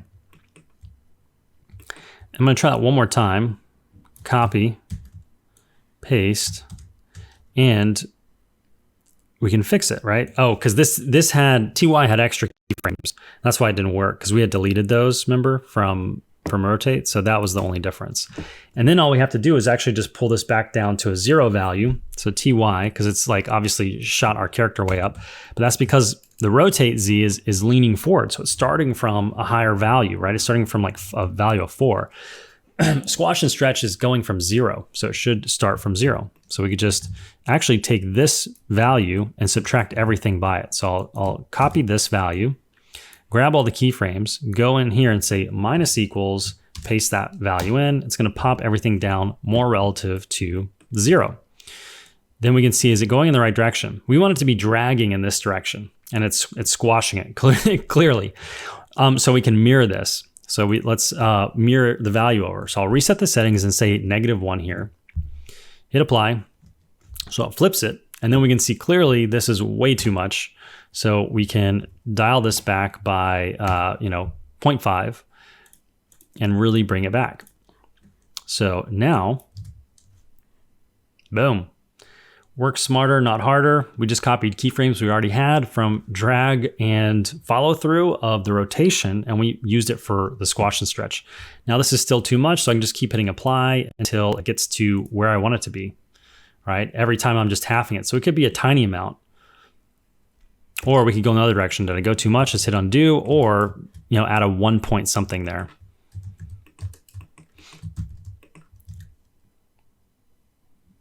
So that's that.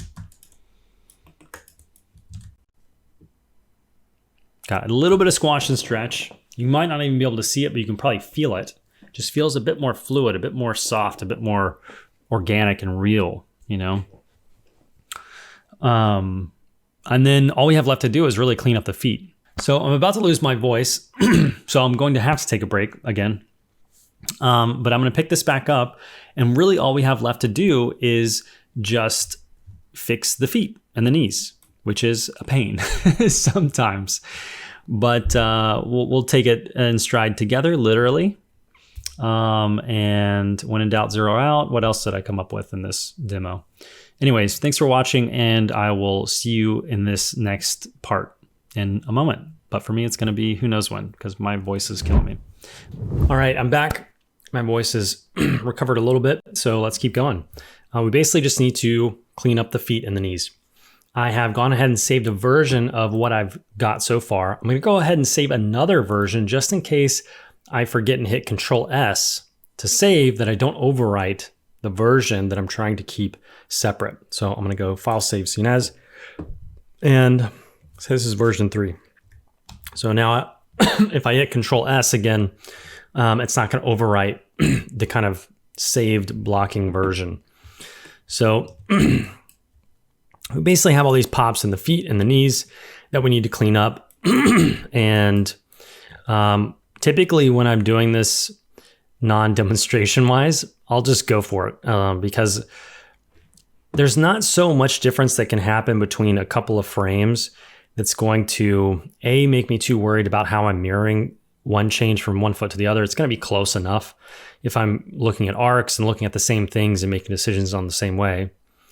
And as long as I don't totally change what I've blocked in, if I do a blocking change where I'm changing something on one of these main key poses, then I need to reevaluate the other side as well and make sure I'm copying that stuff over. But if some of the changes I do now are purely on essentially in-betweens, because I'm no longer really doing breakdowns, these are just in-betweens, then I'm not too worried about it. But things can get messy here. I'll go ahead and say that. Right? Just be prepared for that. That's why we save out a version so we can get going and not really worry about if we go too far off the track, what do we lose? Like 30 minutes of our time, and reopen the old version and start over. Not that big a deal, and it's a learning process, right? You'll learn something. So, and that could happen to me right now. I have no idea what's about to happen. I just have my tool set, my knowledge of skills, and I'm trying to bring it to the situation. So let's see. So from the initial standpoint, where I'm starting it is chronologically in the feet, and I'm going to go feet up to the knees. And then so far, so good on the feet. I'm not too bothered with this other than the fact that from a polishing standpoint, we have the toe up position here, which I believe is created from this control, right? We have this toe up position. But it stops exactly at the same time where our foot is on the ground. Typically, you want that to happen one frame after, like the toes dragging still, right? So we can have the toe plop down one frame after. So this is a point where I would maybe drag one keyframe over, so now we have a one frame difference. So now we get a bit of more of a feeling of a slap down of the toes from the heel strike, all right? I can go ahead and do that to the other side as well. Depends on how you want to work. If you want to like do a change like that and then go ahead and match it, if that makes more sense to you, all more power to you. I'm not going to copy paste what I've done, just so that there is some organic kind of differences between each side now. All the blocking mirroring is just to make sure that there's no like limps or it doesn't feel like they're injured by one side being totally different than the other. But from now on, it's probably fine. The other thing I'm probably going to do is bring the heel strike. There's probably one too many frames here. So I'm probably going to grab the roll and the toes now and move both of those one frame sooner. So I'm going to jump to the roll. And I guess the rock is the other thing that we're doing here, right? So it depends. Like we could maybe offset the rock from the roll so that they're not all coming down at the same time. I'll probably bring them together, and then that's more a high level polish kind of a thing. So I've got those two, and then I can go grab got the wrong controller, it looks like, selected here. Let me get that one that I need, which is this. Where's the pole? Oh, I've got the pole vector selected somehow. Oh, because it was over here. So I selected through the controller. You can just read what the controller's name is and it'll tell you what you got selected there. So that's how I figured out what it was. So click this, click the rock, click the roll. I'm control clicking, left clicking. I'm just going to grab both of these and move them one frame forward. All right. So now when we come through, it's a bit sharper of a smackdown. The other thing we could do is maybe if that feels too much, we could dial back how much the roll is. So maybe the heel doesn't need to come up this high. So you can just dial this back. But I'm going to leave that for now because that's going to be related more to how the knees react. So I'm going to do the same thing on this side. So we have that one, and we have the toe, and I'm going to grab the roll, the rock, and the rotate Z. And then I'm going to move those one frame forward because I want this to feel like it's down, like it has a bit more weight behind it. When it's very soft like this, it feels like a bit too delicate. It feels like you're not trying to put your weight down on it. The other thing we can do is turn these to linear. So the roll doesn't slow down right here at the very end, right? Because there's only 2 frames, it's not that big of a deal because with auto tangents on, it's going to be the same difference whether you auto tangent or linear. There's only 3 frames and you're looking at the middle one. Linear tangent are probably going to be this, our auto tangent are going to be the same value. I'll just show you that real quick so you know what I'm talking about. So if I turn these to auto tangent, if we look at where the yellow line intersects the gray line, whether this is auto tangent or not, it's basically in the same spot.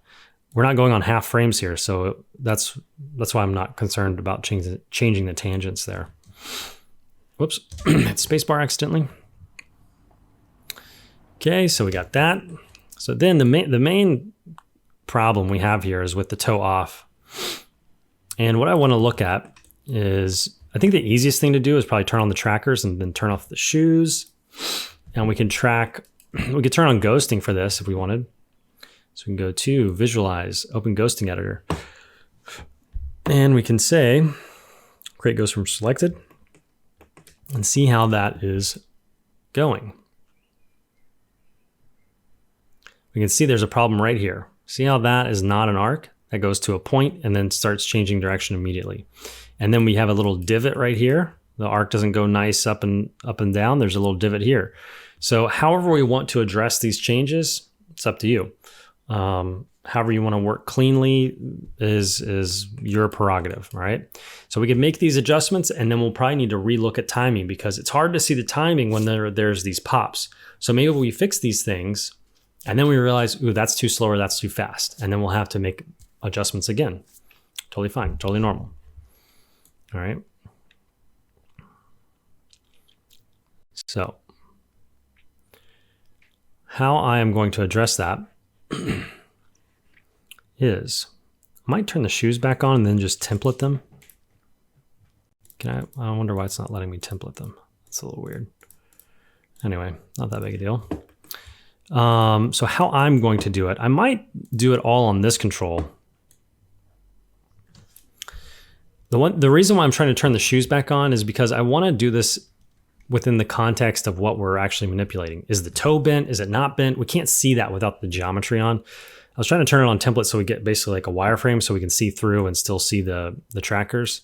It's not the end of the world. We can toggle that back and forth. And I guess my head's in the way.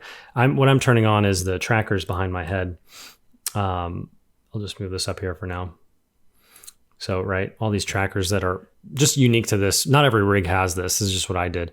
If your rig didn't have this, all you'd have to do is just kind of basically constrain. You could do a rivet constrain and then do a motion trail on that or parent a, geometry to the rivet. There's all different ways you could do that. But for this rig, for your purposes, I've done that so that it's easier to manage. So, so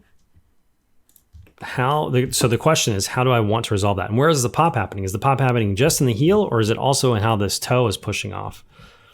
And do I like how this toe is pushing off? It's a bit, you can see how sharp it is. We go screen left to screen right, and then it pops and starts going back screen right to screen left. And then it pops here, right? Pop. I don't know what that is. So that's that transition, right? From this toe thing, from whatever. We can just brute force that every single frame if we wanted to. And it's only a few frames, so it's not that big of a deal. So the only thing that I don't like about this maybe is that how this pops back. I think I'm okay with the toe lift off. Let me see it in real time, and I can determine whether or not that's kind of bugging me. It's hard for me to see it in real time because I'm screen capturing as well. So I'm just going to do a quick play blast to see how that's looking in the viewport. I think it should play back 1-to-1. Let me turn on loop here.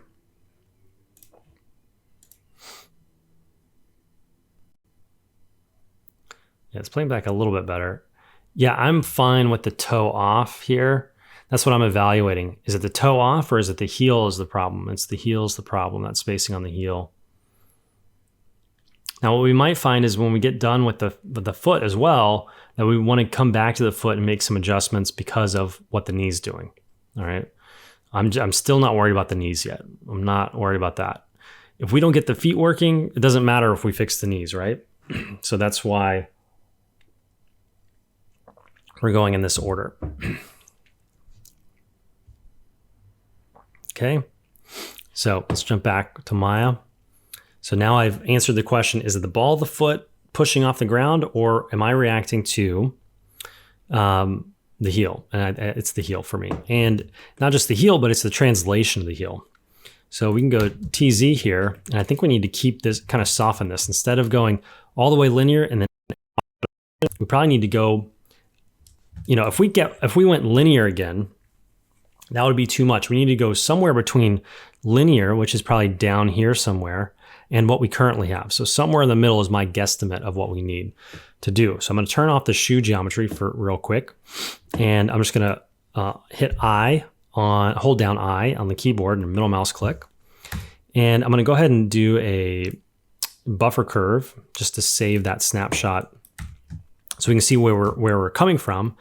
And I could go down here and think and just kind of visualize what's the linear, maybe here-ish, right? And that seems too far. And you can see in the blue cube here, that is too far. That doesn't make sense. We're now going back, we're going too far right for how much up we have.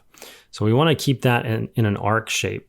So we can see how just by pulling it back, we start to create this arc just by using translation. All right. I'm not worried about the tangents because there's only a 1 frame difference here. And then I'm going to adjust the keyframes again here. So I'm going to go hit I, pull this down, and possibly do a bit more roll and pull this back. So we could be adjusting 2 things at once here. So I'm going to hit 3 on the keyboard so I can see these values together. And I just want to see how this works. And the reason why I'm thinking I might need to adjust the roll is that we go pretty flat. If we're thinking in terms of arc, where's the top of this arc? It goes totally flat. It's getting cut off. And if we look back at the geometry, I just want to check this with the geometry, that we have some room to do foot roll. And I think we do. I think we could go a bit more foot roll here. And I'm not worried. When you have an attribute like foot roll, I'm not too worried about the curves. They're nice and clean here, and they're about to get wonky. I can go ahead and tell you.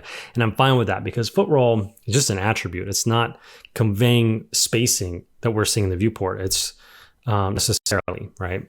So that's why I'm not too concerned about how this is about to look. So I'm going to turn off the shoes again. And I'm going to hit I. I'm going to hold down I and hit middle mouse button here because I want to lock this in. I don't want to, although I might pull this one up too.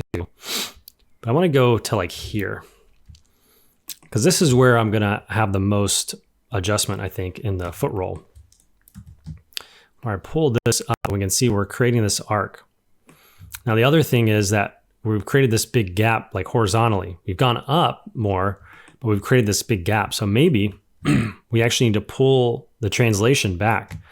So I can either set a new keyframe here, because I already got this one nearby. I'm just going to pop this over, and then I'm going to adjust as I need to create the spacing that I want. So I'm going to hit another I here to dial this back even more, because I want an ease in and ease out here, right? If I have this big gap here, we're going big gap to too close together and then another big gap. I want an ease out, right? So I'm going to put this one a little bit closer together, and I don't want it to be exactly like how we came into it. So that's why I'm doing it the way I'm doing it. And I might pull this one back as well so that we're still easing in. If we look from an orthographic view and look at the far edge, like we could pull up a grid here. If I pop this one here, this edge of the cube is going screen right further than this one. So that's how we know we're kind of getting an arc. And this one's going still up and still right. And this is the first one that's going to go left and it's still going up, right? So then I can pull this one, the wrong one. I can pull this one back a little bit more, say to here. Again, not looking at the knees yet, just trying to get this to work. Now, the other thing I want to look at is the shoes as far as are the toes on the ground? The toes are on the ground, so we don't want that. So now I know, okay, part of this arc could be pulling up, translate Y, not just the heel roll. So I'm going to go translate Y. I'm going to copy paste just to have a curve in here. And I'm going to go maybe a frame or two before, paste in again. And we can pull this up. I think the value is very small, so I have to pull kind of hard. I might just delete this frame, see where we get. This makes more sense now. Then I just need to fix this tangent handle. So now we're getting this kind of an arc, and we could probably clean it up a little bit. Here is still a little bit sharp. So let's turn the shoes back on and see if I'm missing anything.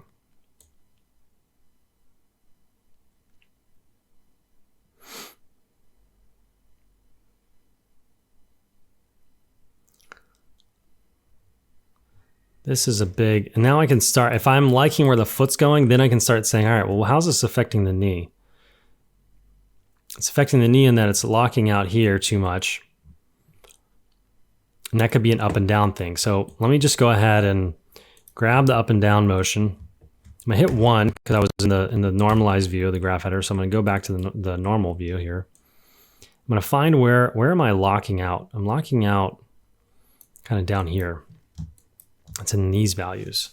Go ahead and delete this one because I don't have a keyframe here for that either. So knowing I'm going to pull these down to try to fix this hyperextended leg is the reason I deleted that frame, because I don't want that holding us back up here, so that we get a kind of transition, normal transition here. So now with my timeline here, I'm fixing that knee pop and seeing if that's still causing a problem here. If it is, maybe I'm pulling down the maximum that we have, or lifting up. I already see my heels off the ground here, so I kind of don't want to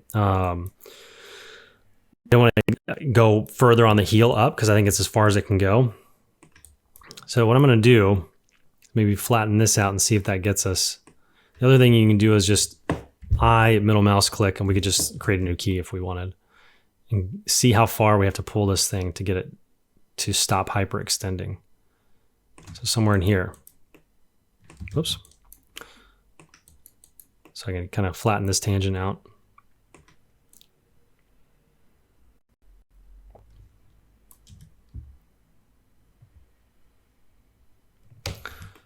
It's a bit hard to see because I'm recording that my viewport doesn't play back 100 at real time. What I'm looking at is also the fact that, so I switched gears a little bit, right? I'm going back and forth now, because I kind of started to like where the foot was going, but then it's like, how does this relate to the knee now? Because if I'm starting to get to where I don't want to mess with the foot anymore, if I like the foot, then it's a question of like, well, what's it doing now to the knee? And then that could dictate what I'm going to do to the foot a little bit more. So the knee's still kind of locking out here. Not only does it lock out, it stays in the same place for a while. So that's either a combination of the hip or the ankle, or the TY or TZ in the motion of the body. So what I think it might be, if we look at the rotate Y here, is that we brought this back. I'm wondering if this, let me get to a frame where it's kind of locked in here. Let me delete this and then pull this up. So we get a bit more knee bend, but I don't know at what cost. We're having to rotate quite a bit. So I'm going to go back to TY here. I'm going to pull this down even more. And I think that might be what we need to do. I'm going to round this out a little bit. I might delete this altogether.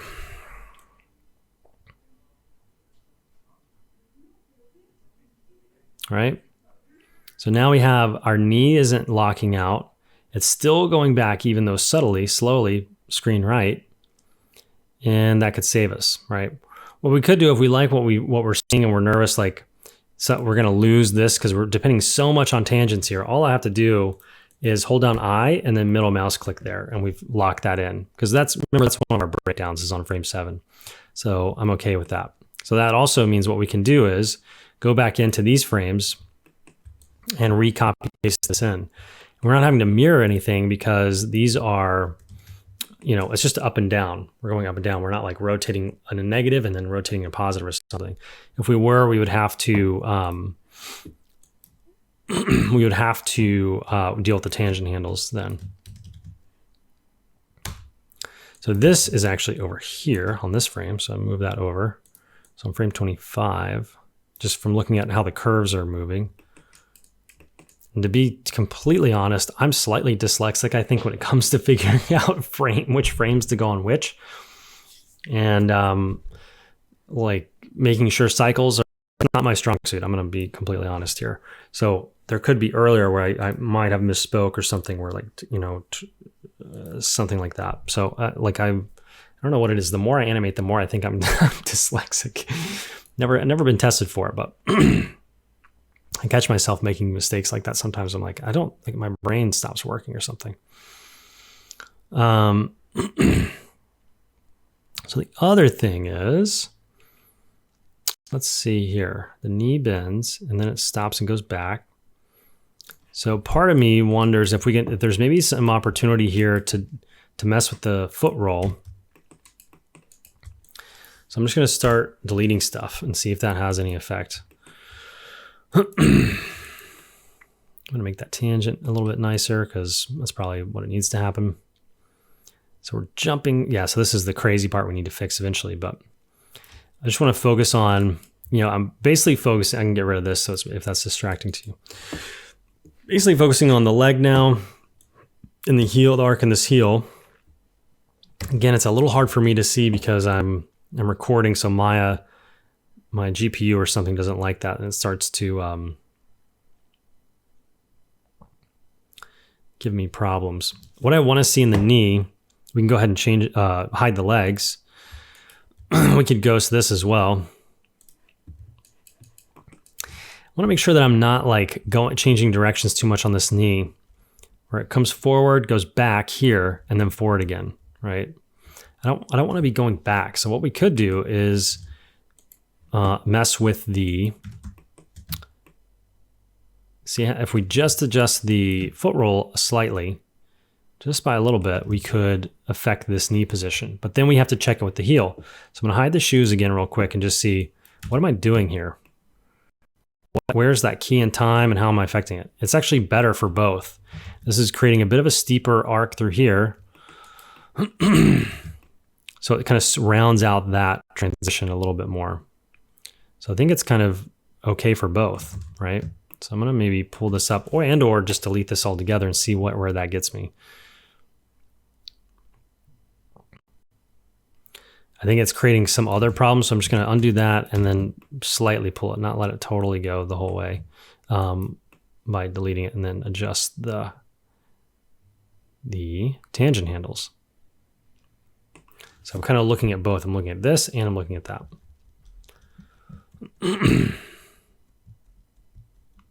And there might be a 1 frame change we need to make here as we continue to polish, okay?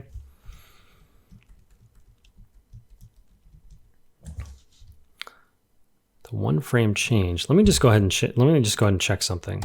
Just want to see something real quick. So I'm locking in these. I'm going to lock in this key before and after on the foot roll, and just see if we just adjust this foot roll slightly and which way. Okay, so I think it's the wrong way. I just wanted to see it because I think we might need to either mess with it. I think we might need to, didn't mean to delete that one. I think we might need to mess with the hips to resolve that. So I'm going to turn the legs and the feet and the shoes back on, and I'm going to unghost all this stuff. And I'm going to turn off the curves and just hit another play blast real quick. Again, you might be able to see, I'm going to crop this down to 27 for the play blast. You might be able to see, I need to make sure that this is closed so that it can overwrite that file name. You might not have to do play blast to see this, but because I'm recording, it slows everything down. And I'm going to need to hit loop, Control L. So I'm just looking on the way back. So we have one little part right here where it gets a little bit straight, maybe right here. Where is it? Oh, that transition's okay. I think it's the other leg passing by that's catching my eye. Yeah, cool. So this transition's starting to work a little bit better. Then we just need to deal with that passing position. So let's do this fix real quick on the other side. So I'm going to jump to the other side. And what did we do? How did we fix that? Well, the clues are in the curves, right? If we lose track of like, what did we just do? We can start to look at this. All right, we know we pulled it up a little bit on 20, which for the other stride length would be what? It would be, 14 to 28 is the curve. So 20 to, it'd be like over here, 6 something, right? So I'm going to grab both of these and translate Y in both so we can see them together. And then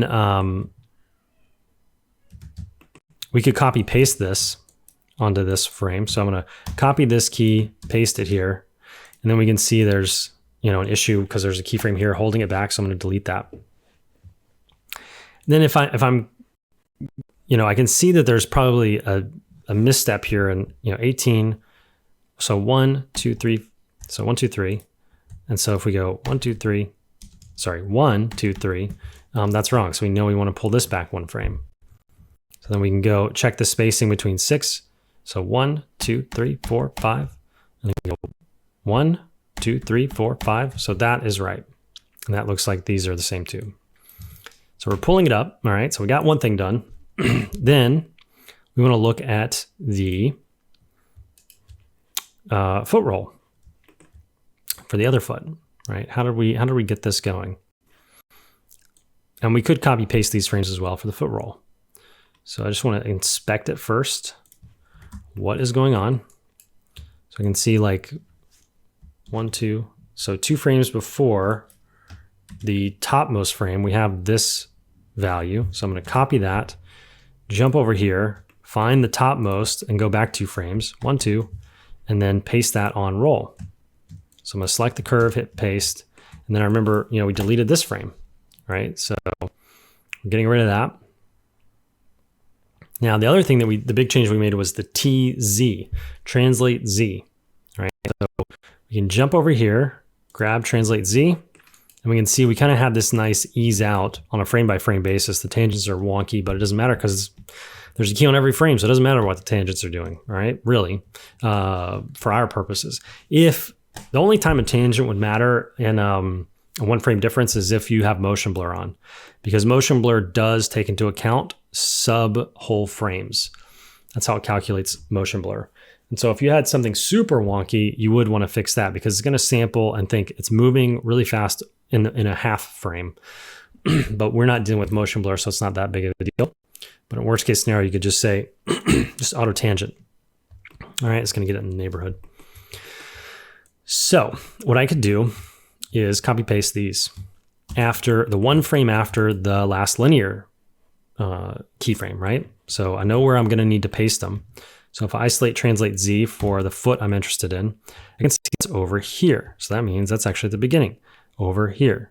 So one frame after, I want to copy, I've already copied them, and now I want to paste onto this curve. So I'm going to select anything on this curve so it knows, hey, paste on this curve, and then Control V, and now we have that pasted in.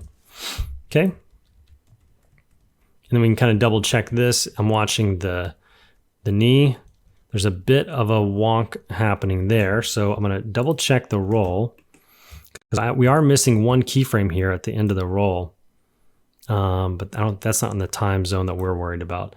Because if you remember when we look back here, there was another keyframe here. So I'm going to double check that the value I have here is correct for the roll. So we're at 63.66. So we jump back wherever the foot roll is the highest. I think that's probably the problem. Yeah, we're off, right? So I'm going to paste that in. And then it starts to freak out, which is okay. We're not there yet. We're just getting this push off transition to work, especially in regards to the knee. Now we mess with the TY and stuff a little bit. So I want to make sure, right? Remember we deleted this frame over here. So I'm just going to go ahead and delete that. As I'm seeing stuff, I want to clean it up. I want to make sure and go through everything is the way I'm expecting it to be.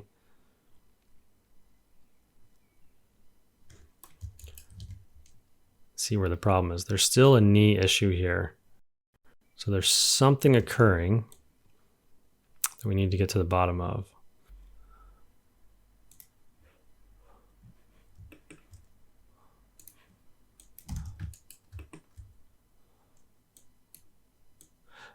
Okay.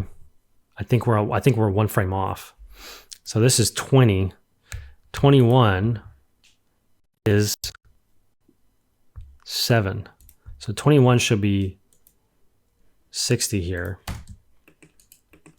This should be happening one frame before. Yeah, this is the problem. Where it was a timing issue. Which can be, going back to my dyslexic thing. It gets hard to track which frame is which, but we know the breakdown, the even, 0 to 14, 14 to 28, and then that means 7 and 21 are all the breakdowns. And so that's where I got confused on this one. So 60 is the same as 21, which is a value of 60 is the same as what should be on 7 over here on this one. So this is where we messed up. And by we, I mean me. Paste that in. Boom, got it. Okay, I think this is where we were missing the missing piece. And now I think this is maybe a frame too soon as well. So I'm gonna jump back to 21, double check that on the roll. Yeah, we're like maybe, so 1, 2, yeah, remember, because we did the 1, 2 thing and we did it from the wrong point. So this goes back one frame, bop, right there. Okay. Let me delete this and see if that doesn't help. I think because we had done that as a way to try to fix the issue that I wasn't being able to identify. Cool. So these, I'm just pointing at my screen. I'm holding a point to see where do these get to. I think we're much closer.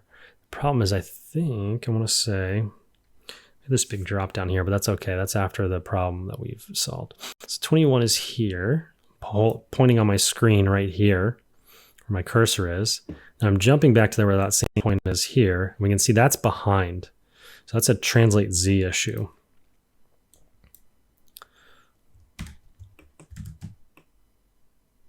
Right, and that makes sense because we had pulled this down trying to fix it. So now we just need to go back through and fix what we were trying to fix when I couldn't identify what the problem was. So I'm going to copy paste this value here. Paste. Okay. And I'm probably going to delete this just to let this be where it wants to be. Maybe delete this one. Yeah, I might do that on the other one because I think this spacing's okay here. Now that we established what 21 is, we could probably delete the other ones. Let's see if the tangent's okay. Yeah. Let me pull this back slightly. Just make sure that's still arcing. Just maybe a little weird pop here. Let's see if we can see that in the actual animation. The space between these two bothers me. So that could be something we address once we have the geo on. I'm going to unghost all, get rid of this, turn back on the legs and the shoes. And we solved the problem. Sorry that took so long. Normally it doesn't. Okay. So now the foot push off until we get to the passing position looks okay-ish. We have this big problem through here. That's okay, we can fix that. Okay, so let's start fixing that. The big problem we can see. Which foot do we want to start on? Start on this one. So as we come through, after 21 is the problem, our foot begins to transition back. So our roll is coming back, right, off of the top one. So it's this transition from 21 to here is the issue, really. So we got 1, 2, we have 2 frames to deal with, right? You know, so it's not that big of a deal. So what I'm going to do is pull this all the way here. Just get rid of this thing. Oh, because we're transitioning back, so we're going back to a toe pressing kind of a pose, which we don't want, right? We want the foot to be flat. So that's where using only the foot roll can really be a problem, especially when we can't use this foot brake thing, or at least I couldn't because it's been wonky for me. So even scrubbing like that is it's getting wonky. It's quite frustrating. But again, this is something in see how it's spazzing out for one frame, or like one moment there. That just sketches me out and I don't want to use it. So what I'm going to do is use the toe control for these, couple of frames, really is all it is. And then I'm going to track the heel. It's going way too down here, right? And double check that key saved. So we go here. We didn't pull it far enough. So I just want to get this foot kind of flat. We could even drag it back, but it's a little bit cartoony. So I'm just going to move this up. Now we're just into the brute forcing nature of animation, right? When we do these one frame adjustments where the keys are a bit wonky.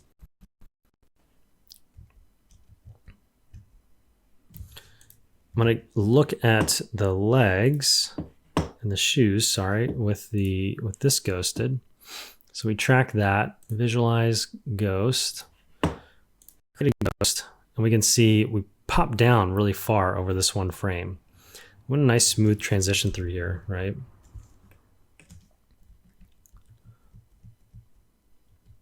So I'm going to put the geo back on. I just wanted to show you what the issue was. Put the geo back on, and we can kind of visually just fix this with either the foot roll. We could, pull the roll back here so it's more flat still, and then move this where we want it. So we have this toe push off and then the toe coming forward. Now the one thing is this is off the ground pretty high, so we could probably pull this down. I'm also looking at the toe to the ground issue here. So this is really close. It's coming off and it's going a bit too high up, so we can actually pull this down. Same thing here, right?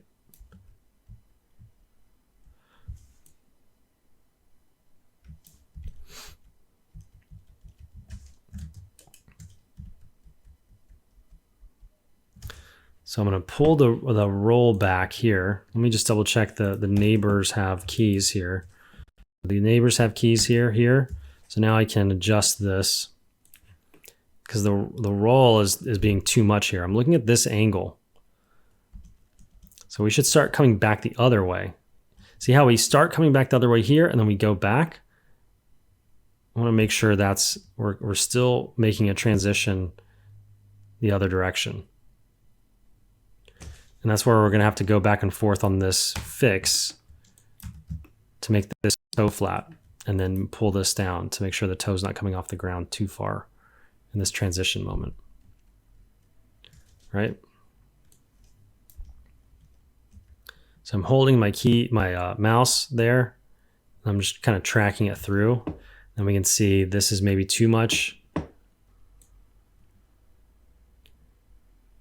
I'm going to set a keyframe on everything here and then just pull this back and rotate the whole thing so it's not flat. And then I'm probably going to dial back the roll here.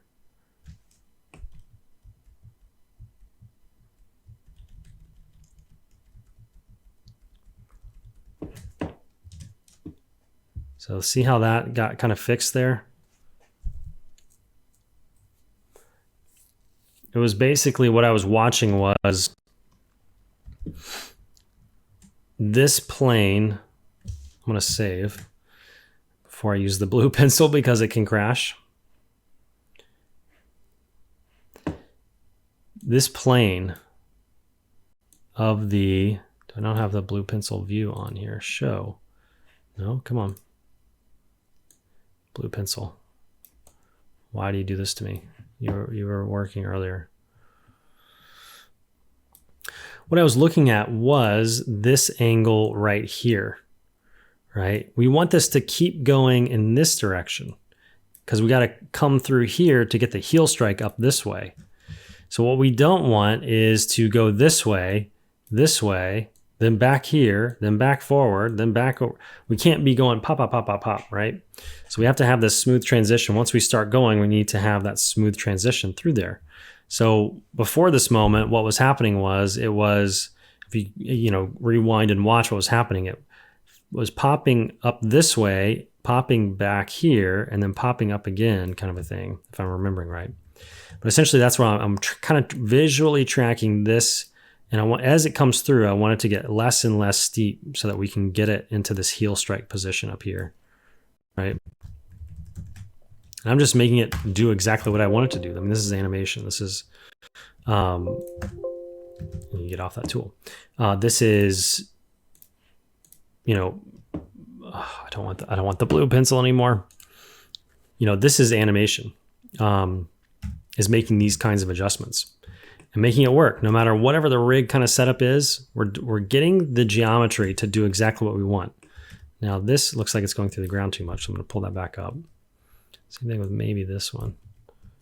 Let me turn off the curves, whoops, and double check if we're not dragging our toe on the ground. So we'll pull this up a little bit.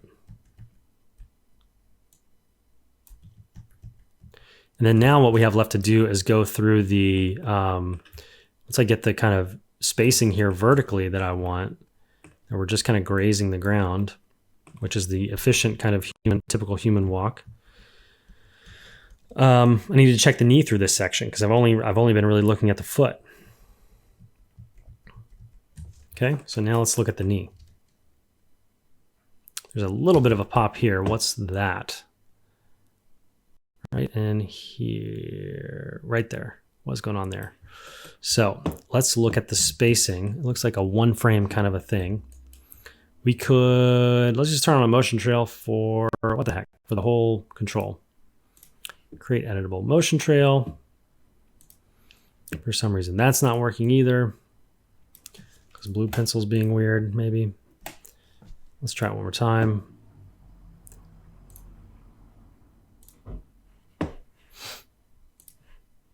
I don't know why that's not working. Nothing's working for me today. That's okay. I'll just track this visually. Anytime, when I was in school, I used to have a dry erase marker and I'd mark directly on my screen, right?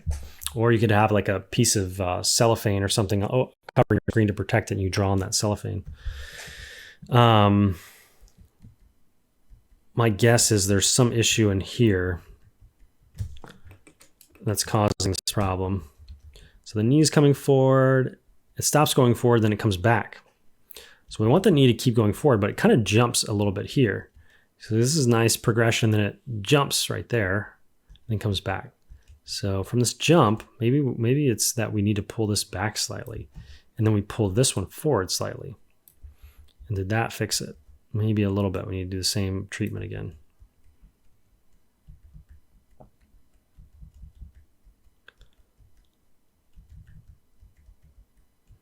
I don't want it to stop and then go again. So that's another issue we need to look at here. So we need to maybe pull this one. Let's see, we're here.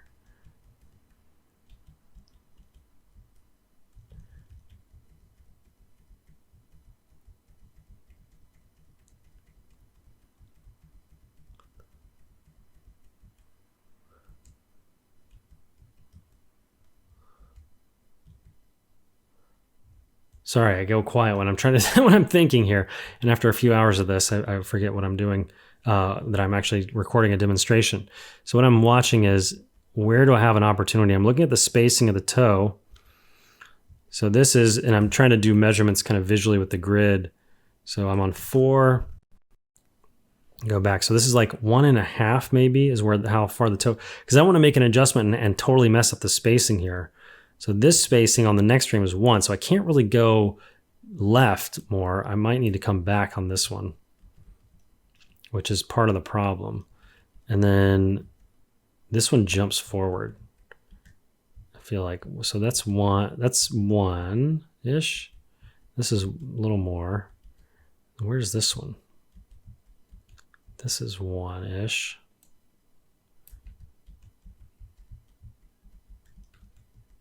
And I'm tracking the knee. It's a very small change here. Big change, small change, big change. Then we go back. I think the easiest way to see this is you're just going to ghost the knee. If I didn't have these, I would put a locator on the knee. So I'm just going to grab this, and we got this already open. Let's use it. We can look at what.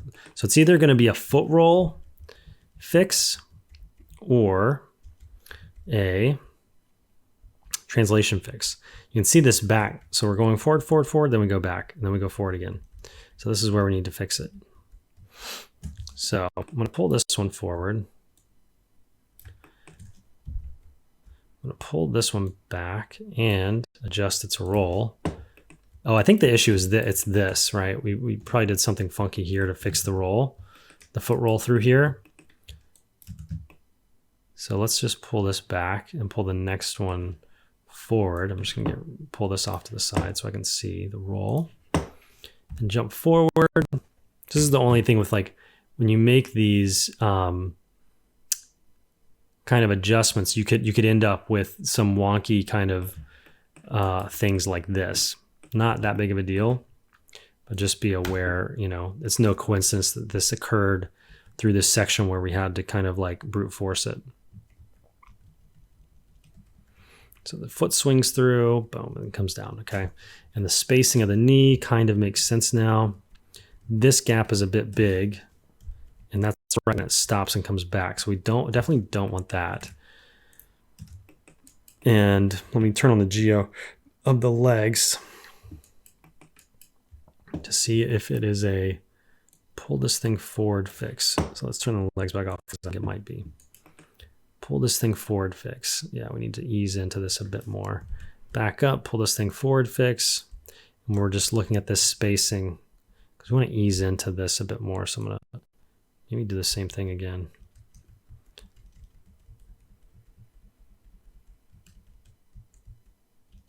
So the only thing here is in the knee is it looks like it kind of gets locked there, because we have two right on top of each other. So I'm going to check that out here. So I think part of that, and I think I mentioned this earlier, is that heel at the very beginning when we when we adjusted the heel down, I mentioned this might come up.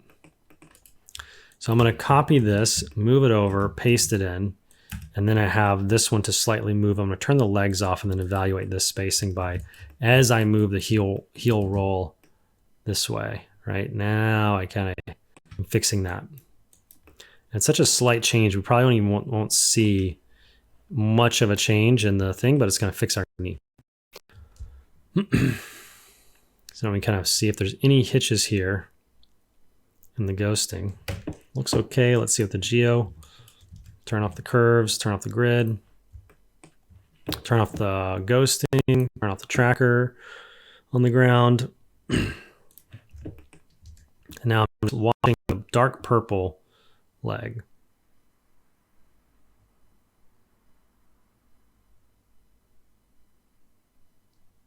The only thing I don't like is that it doesn't get very straight at the end here. We're too bent. So what we might need to do is pull this at the end. I'm going to fix the other side, and then we can fix that together. Together meaning both sides. It's too bent through the heel strike. Okay. So let's fix the transition here. I'm not too concerned with like fixing it the exact same way I did on the other side. I'm just going to make it work using the same visual cues of the heel. And everything else will work out. So I'm going to, although I do remember doing this, pulled this up.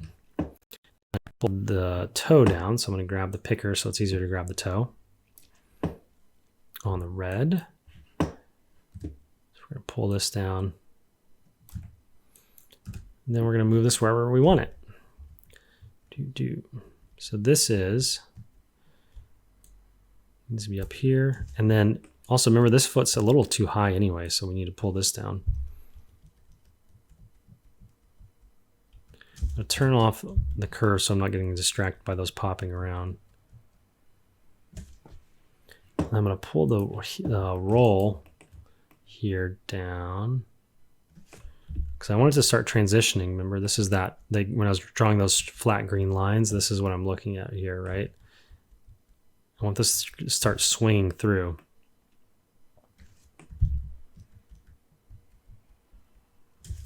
So this is too far.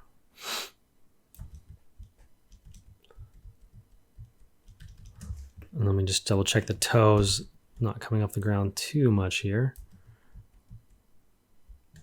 And then I did a little rotate on the IK control. So I'm just going to, just so you can see what I've selected. I've got the IK control selected, hitting Shift E. And in this section right here, I just want to make sure this isn't totally flat. Just as a rule of thumb for anything really, we don't really see things being super flat all the time. I dial back the roll here to be a little less and pull it down so it's barely grazing the ground. And then we can come up into that. All right, and we fix that even faster than the last time, I think. Right? So now we just need to look at the knee because there's probably a similar knee problem going on. Then we can fix that. So I'm going to turn off the legs, turn on the ghosting of this one. And then we can find where is the knee going a bit wonky. It's not as bad as the other one.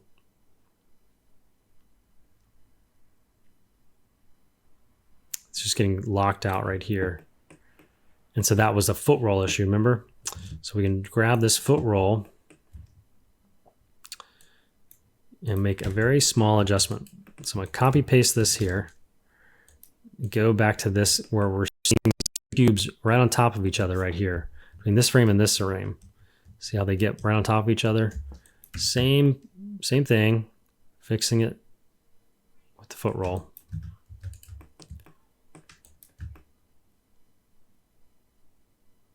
Right? And then we can inspect this for any other kind of weird hitches. We have a bit of a slowdown here. It's not as bad as the other one through this transition, but I might just kind of get this working a bit better, because there's a big gap here and then it gets really tight. And I'm always wary of these speed changes. And before I start moving stuff, I want to make sure I have keyframes here to support this, so I'm not coming from a weird way. So there's keyframes on either side of this, so it's going to adjust this ideal in the way I want. I'm going to look if I have anywhere to go down. I don't. So I'm going to dial this back slightly. And then pull this back slightly, and then pull. So now I've created a gap here so that I can pull these back and kind of create a better knee spacing. And then I can pull this one forward a bit. Oh, remember, yeah, to ease in into this one was we had that same issue in the other one too. So I'm going to do the same treatment here, pull this forward. So we were easing into this direction change here a little bit softer. There's going to be some big changes here in that regard, right? That is how we're fixing it.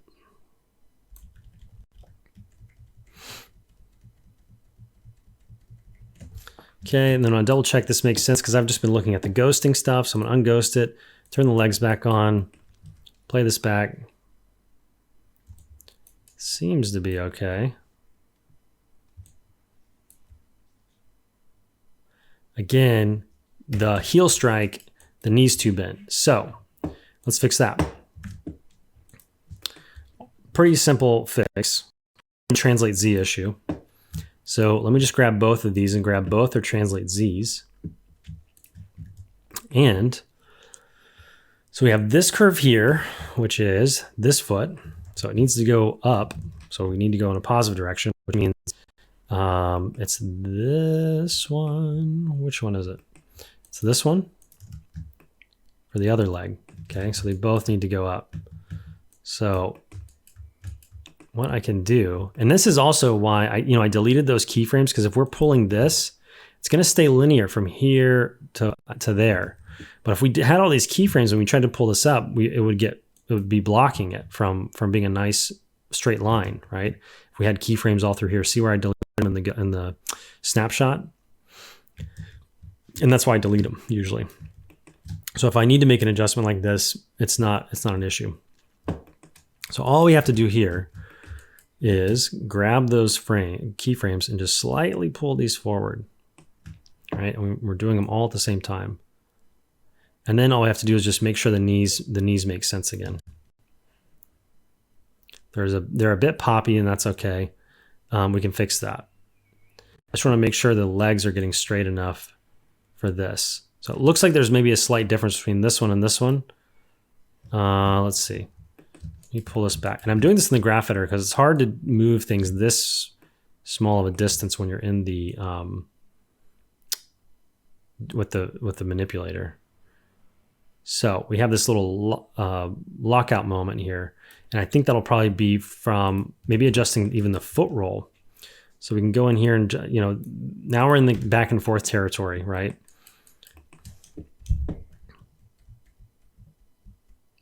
So this gets kind of locked out here, and then it pops and then stays there.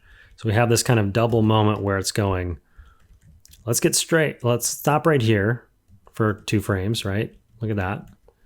And then we're going to come back and then stop here for 2 frames. It's like, no, we can't be having this. Come on. So let's fix that. And you'll be able to see this visually with the ghost on here in a second.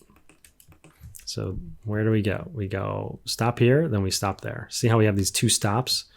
Stop there, stop there. Okay, so that's what we're going to try to fix. And ghost all, and then we might be able to do it, like I said, we might be able to do this with the foot roll even.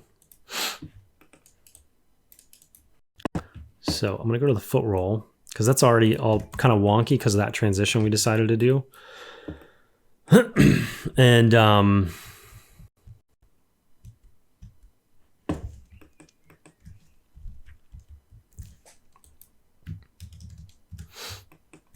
keep it from rotating. So I just copied this frame before it. And what that did was, if I delete that, see how it pulls the knee down a little? If I didn't know which direction to go, I could just hold down I, middle mouse click, and then I'm just moving this one way or the other, pulling maybe pulling that knee a bit straighter.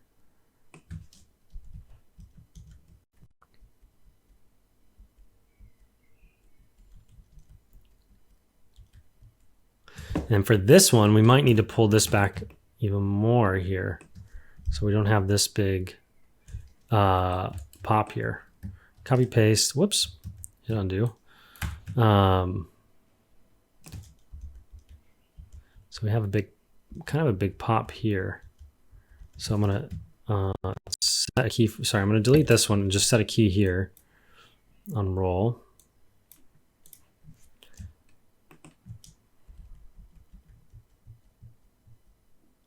It's this pop, right? So I'm gonna probably pull this back slightly, or sorry, more, I guess. I want that to be not pop as much that way, and then we can go further this way. So when we're coming down faster than this auto tangent is giving us. It's just tiny. It's gonna be a tiny change. You know, it's a bare. You can see the snapshot buffer curve, right? It's these tiny changes when we're fixing these knee pops. I'm gonna turn this off, and then we can evaluate again through ghosting if we wanted, and see. Okay, let's scrub through here. Nice. All that makes sense, right? We're going up, nothing's getting stuck, and it's coming back. We're keeping this momentum, ease in, ease out, right? So this should make sense, when we watch it back play. So turn the legs on, turn off the curves.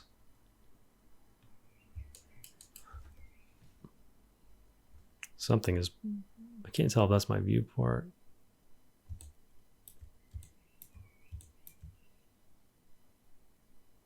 Yeah, I think I'm just dropping frames.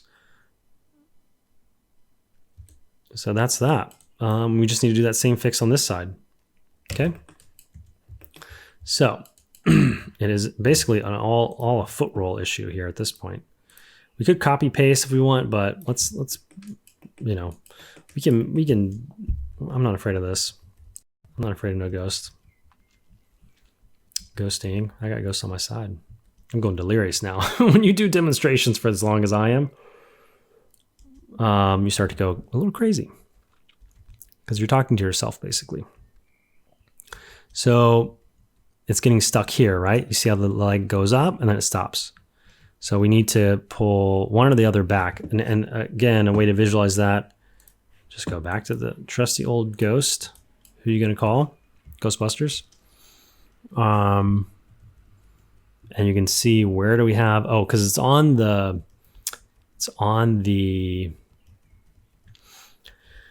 it's happening on the cycle, so we're not seeing it where it's going next. So I'm having to kind of visually track it. But grab this, go to roll, hold on I, middle mouse button, click, and I want to this cube, the dark blue one, is way too close to this light red one. That's the next frame, right? So that's where it's getting stuck right here.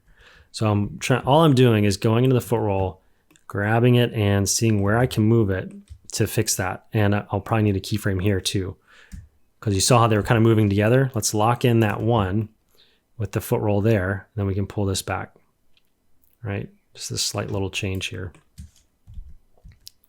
as it's coming through. And then it's this one that we need to fix over here, right?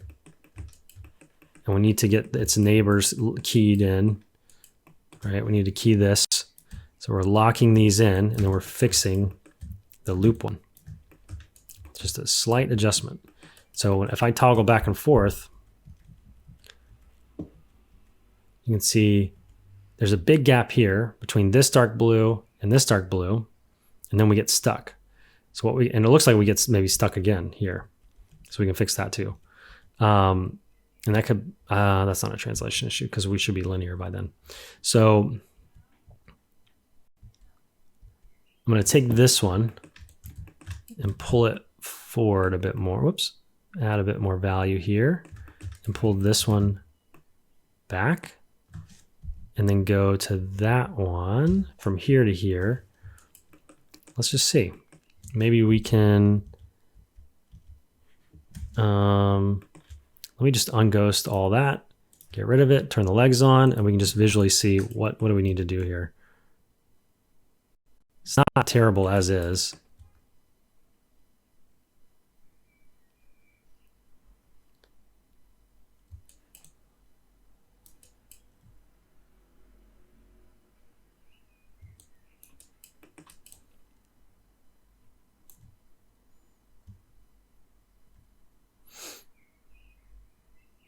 Nothing's really popping.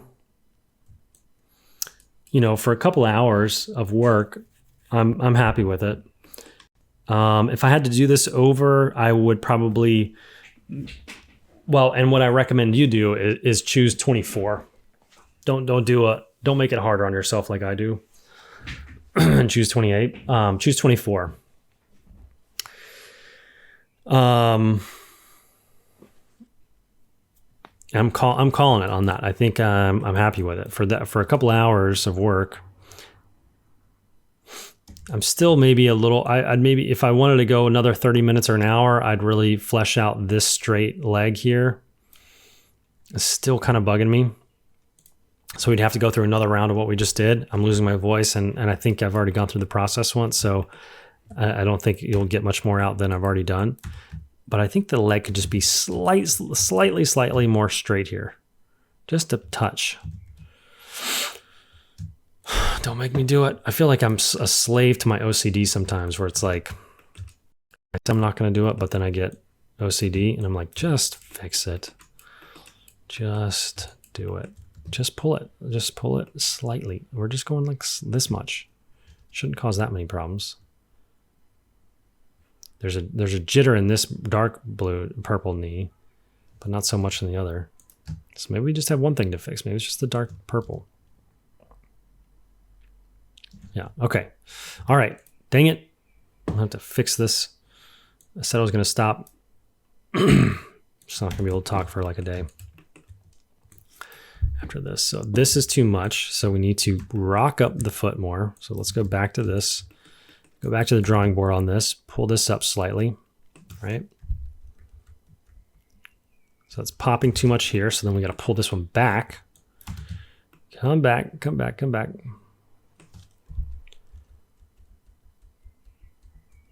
And then we have this issue here.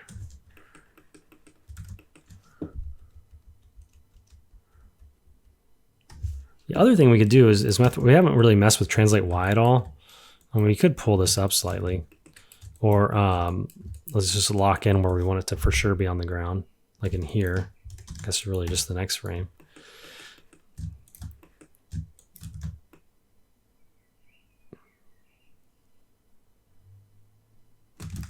Slightly pull that forward.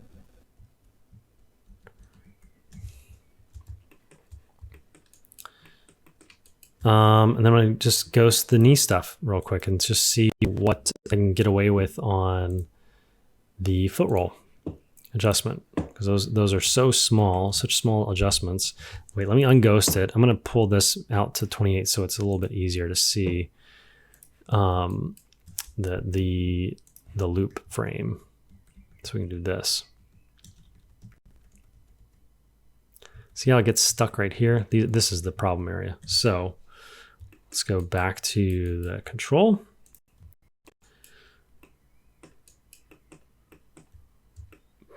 Make sure we might be, maybe this is a hip issue or a rotation issue. Oops, didn't mean to zoom in on that. Maybe it's a slight rotation here, right? See how we rotate this slightly more this way? Spread that out. Let's double check translate Z. This is for sure linear going there. The foot roll is already on the ground, so we've lost that as a control, essentially. And translate Z is doing what it needs to do. So all we have left is the hips. Going up and down isn't really going to get us anywhere. Maybe it is that. Rotate Y. So let's just see. Just slightly pull this. Whoops. Going the wrong way here.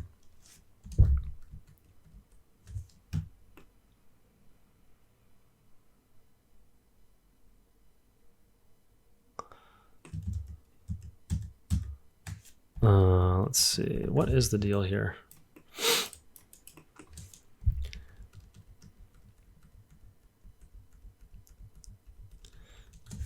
Oh, that's the other thing. We haven't really touched the pull vectors. If I look from the front, there's probably some hitches there as well. I'm getting distracted right now, though. Coming through. Could be that we mess with the pull vectors a little bit. See how we're getting this back kind of in line? Excuse me.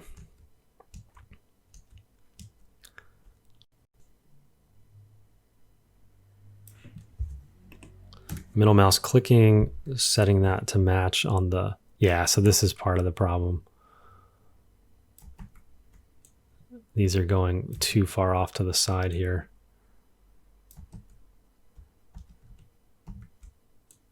So we can just grab these and bring them back a little bit. So they ease out a little bit more. Okay, let me turn the legs on, see how bad that pop is, or how it's getting, I know it's still getting stuck there. Just want to see how bad it is. You know, you can only kind of see so much in the, it's not terrible.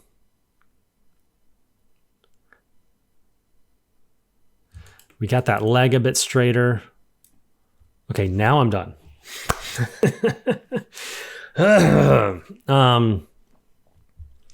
Thanks for watching. If I had to do it over, what I recommend, what I was saying earlier, is do 24. You know, this is slightly maybe too slow. It's a bit more of a chill walk. I wouldn't recommend anything slower than 28. I recommend 24. It's kind of the classic number of frames for a walk when you're working in 24 frames a second to do a 24 frames per second walk cycle. I just did this in 28 just to make it harder on myself, just to make it interesting, right? Because I've done this a couple of times. But yeah, hopefully this has been helpful. I know this is the last challenge for the beginner of Animator's Journey, and it's not the last video you're going to watch though, because I want to have like a farewell video here. So don't go away, watch the farewell video, the kind of congratulations video as well, because maybe it's not farewell. Maybe we're doing intermediate and or advanced together in the future. But yeah, thanks for watching, and I hope to see your walk soon. And again, aiming for kind of a generic, mellow, physically, drag, follow through, overlappy kind of a thing, so that when it comes time to stylize, we know what to do. Have more hang time, have more squash, have more twist, have more, attitude in the rocks, something. There's all these things we can take what we've already done and just push them. You could really take like a vanilla walk like this and then grab all the controls, put on an animation layer, and turn it into a stylized walk just with animation layers, right? You don't have to reinvent the wheel to create a stylized walk. You could work within what you've got here, create a stylized walk. That could be, where you go the week after this if you're taking a break and want to kind of just mess around. And or start from scratch and do a total stylized walk from scratch, in case like the timing is totally different or needs to be totally different than this, and you need to not work in 24 frames for a cycle. So thanks for watching. I hope this has been helpful. I know it might seem like maybe that middle part where I'm like brute forcing it seems like working a bit dirty or something, but that's animation. Like not everything is going to be nice and clean, and like that is not reality for anyone. And that's not a style choice really for me. I can guarantee if you open up anyone's shot, some of them, if not all of them, are going to have a component like that where you're like seeing the curves go a bit crazy for a moment. And you're like, oh, they had to fix something there. What was going on? That is not unusual. And so I don't want to like hide behind an easy bake oven version of doing a walk cycle and pretend like that isn't the case. You're going to have to be comfortable with that. And it also allows you to work quicker, because instead of trying to make a walk cycle that has pretty curves or something, you can make a walk cycle faster than that person. And no one's ever seeing your curves anyway. So who cares what they look like? There maybe are some purists out there that would disagree with me or something for some reason, but no one's going to the movie theater or playing a video game and watching your graph editor. They're watching what they're seeing. So the faster you get that done, the more valuable you are to a production. And so getting preoccupied with not having dirty curves, or however you want to describe them, brute forcing, or however you want to describe it, is not a priority to me in most productions. So anyway, starting to lose my voice even more, and I'm going to call it. So thanks for watching, and I'll talk to you soon. Bye. All right, how did it go? Did you create a walk cycle? If you did and you're posting it on social media, please tag me. I'd love to see what you make with the extreme ball rig, whether it's this walk cycle or not, or you've got this posted up on your reel. Please tag us so we can see it and share your amazing walk cycle work. If you did this and you feel like you didn't really hit the mark and there's a lot of question marks, please consider joining Animator's Journey Beginner, where you can get more help from me directly. And you can start out at a more appropriate level for your experience and where you're feeling like you're missing things, because this kind of stuff, animating a walk, can be deceptively difficult. And people, I think, do this prematurely before they're ready, and they get a bit discouraged from animation. So there's a reason why this is the last thing we do in Animator's Journey Beginner, because there's a lot of information leading up to this, where I've had animators who have not even watched this demonstration and they can nail an animation cycle because all the build-up knowledge up to this point that they've gotten from the course, that they don't even need to watch this demonstration. They watch the lessons that aren't included in this tutorial. And so they had all the knowledge of body mechanics leading up to it that constitute what involves a walk cycle. So if you feel like you're missing that knowledge, it's in Animator's Journey Beginner, and I hope to see you there. Thanks for listening, and see you later.